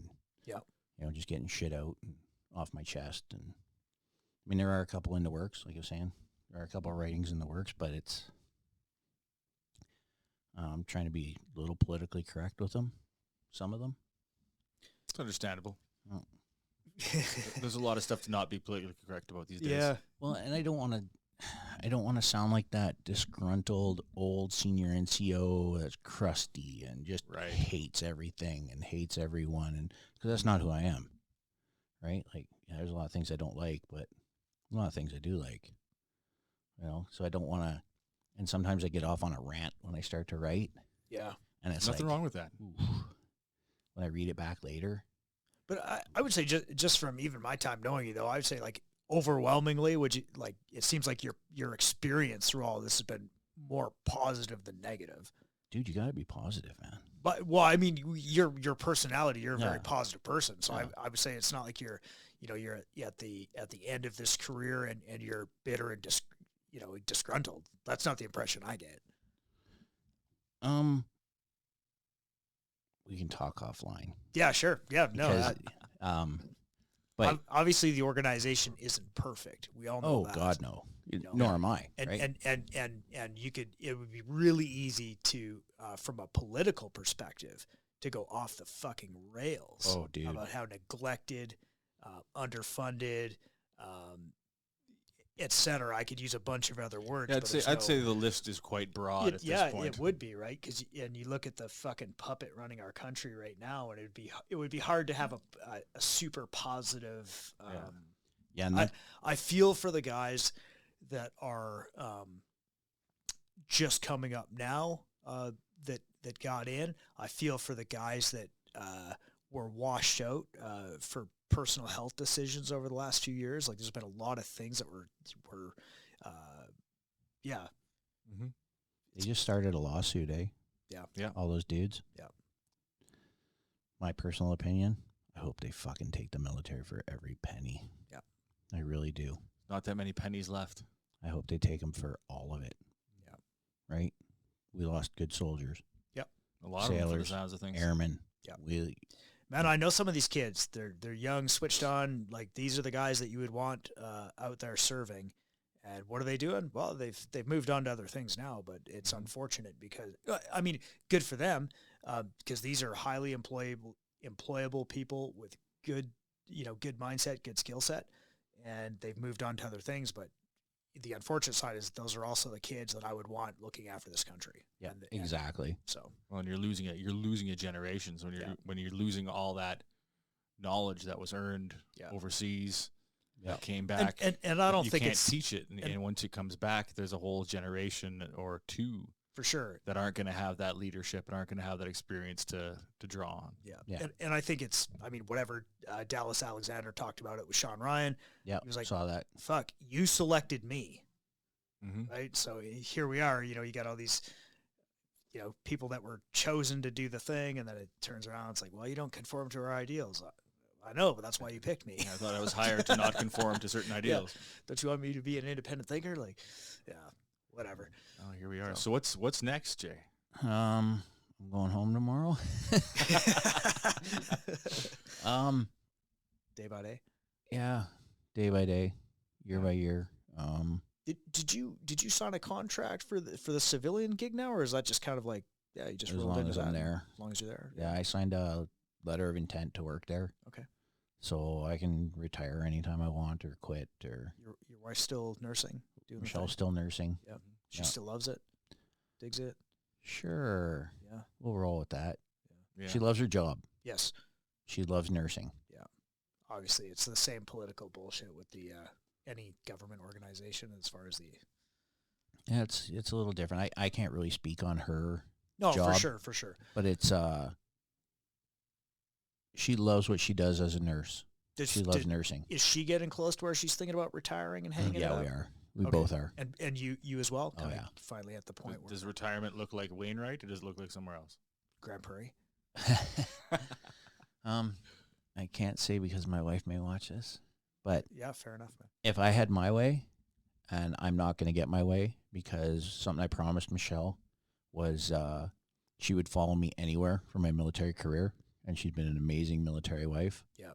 Well, she got to choose the place where we retired. And there you go. I'm holding myself to that. That's fair. That's 100%. She's not holding me to it yet, but I'm holding myself to that. If it was up to me, she actually sent in a secret letter to the show. It's an envelope said Costa Rica, baby. Yeah, actually, if you know my wife, she is not a beach person. No, okay. No. I actually have never met your wife. I'd love to, but all the more yes, reason you to have. bring him up to Grand Prairie. Did I? You've met Michelle. Oh yeah, because she came up. She came up with the That's kids right. for the one. That's right. The Thanksgiving, Yep. where we deep fried the turkey. That's right. Yeah, her and the kids came up. That's been a minute. Yeah, that was it. I think wasn't that horrible year, 2016? I think it was 2017. I just remember it was cold. Yeah, something like that. All my memories of shooting up in Peace River are cold. Usually it's miserable. But no, if I had my way, we'd be in the Peace Country. Yeah. Yeah. That's the first time I ever did that drive from Peace River to here. Yep. Mm-hmm. Coming across, I think it's the number 2. Yep. Is Yeah, it? across the bridge. Holy smokes, that's beautiful. Yeah. Well, that is like, It's nice country up here. oh, yeah, it's beautiful. I don't like the mosquitoes. You get As used to you it. know, but They're worse in Peace River than here, though. Yeah. But yeah, no, like I say, I'm holding myself to that with Michelle. Right now, our people are in Wainwright. Yeah. A lot of our friends, people we like, we really like the church we're in. Yep. I'm a knight with the Knights of Columbus, Catholic men's organization. I really like the guys that are there. Michelle has a couple friends who I'm friends with their husbands for the Knights. Our kids have gone to school together since like grade 1. Yeah. Yeah. It's Small tough town, to right? put down roots like that. Yeah, and we've been there since 06. Yep. Right? So we love our house. Yeah. It's getting a little too big for us. But, yeah, we love the house. Love where we are. Like our neighbors. Our neighbors are great. I love my garage with my wood stove. Yeah. You see as my posts on Facebook. Yeah, I've seen it, man. That looks awesome. I can't get back on the Facebook. Get on Instagram. No, Damn. programming. So It's pretty much the same thing basically now the same. anyway. It's all owned by the same dude. Pretty Yeah. much. That was my big rebellion. Fuck Facebook. Yeah. I'll get on Instagram. Wait, Meta bought it. Yeah, it's Yeah. McDonald's or Burger King. Like, what's the real difference? But I mean, Wainwright is like, I don't know if either one of you ever been to Wainwright. Oh yeah, because I've Okay, hunted down yeah, there. hunted So Yeah, I never worked spent down a lot there of years ago. Yeah, never spent a lot of time in the town, but It is so grown. yeah, Like since we moved there in 06 to now, yeah, it's Alberta's booming, man. It's, Everyone's coming to Alberta. It's amazing. Even still, like even Yeah. during the downturn and all that stuff, we were getting new stores, new restaurants, new everything. When we moved there was no Tim Hortons. Yeah. Right? And Michelle was like, "Oh, I get to break my Timmy's addiction." You know? Well, the following spring after we moved there, Tim Hortons and Walmart. yeah. Great big There you go. huge Canadian Signs of tire. Canadian prosperity. That's right. Canadian Yeah. Tire, Walmart. Once you got those, you're Yeah. Big time. The A&W there moved from the Petrocan gas station to their own standalone building, so like, big Ramada, there's a couple hotels, and we're getting a lot of restaurants now, and Yep. I think some of the best tacos I've ever eaten, Morales Cantina in Wainwright. Nice. It's just amazing, like ethnic, a lot of more ethnicities and like more of a melting pot of Mm-hmm. restaurants and stuff like that. I have a Filipino restaurant. I haven't been there, but I heard it's amazing. Yep. There's a curry one, East Indian Pakistani food, which is outstanding Nice. food, and the people in there are just great people. yeah. And of course we're getting the Walk Box, the Buster's all your chains, Donairs, all your the chains, yeah, yeah, gotcha. Dairy Queen, McDonald's. Yeah. When McDonald's first started out in Wainwright, it was in the Walmart. Now it has a standalone building, Yeah. and everything seems to be moving east out of town.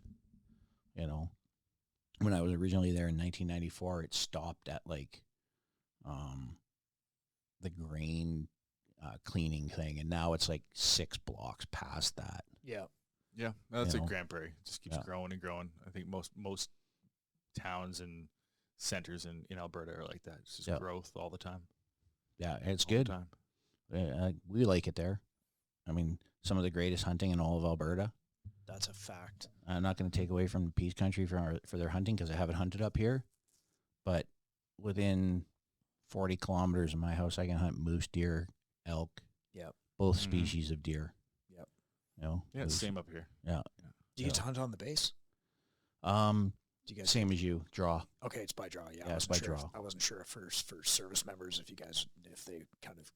They did Little for a bit while have a priority. special military draw if you're a military Okay. member posted to Wainwright, Yeah. Oh, because you guys okay. know how long it takes to build a priority here in Alberta. Yeah, because I think we're. Man, I think we're like a 10 or something, and we still haven't got drawn. It's been that long since I've been to Wainwright. I'm a it's Pri 10. 7 and I didn't get drawn this year. Yeah, So I'm a 10 and I'm still not in. So, and then, now I'm in with the local farmer, really good guy, and all my beef is pure Angus, Yeah. Beautiful. and it's born, raised, and butchered all within 40 kilometers of my home. Mm-hmm. Yeah. That's So- a good way to be, man. And I know the grain that is being fed because I helped harvest it. Yeah, Yeah, I mean, it's like, fulfilling. Yeah. yeah, Yeah. it is really. Yeah. So, their kids do 4-H. Yep. And every cow that goes into 4-H, they have a companion cow with them. So you got your show cow Right. that goes to the shows and all that stuff. Well, they get a Mhm. companion cow because cows are herd animals. Yeah. Right? That's what I buy. I buy the companion cow because it gets fed all the good stuff just like the other cow. Yeah. I mean, don't get me wrong, all the cows are fed amazingly well, like better than I am. And but I buy the companion cow when I can.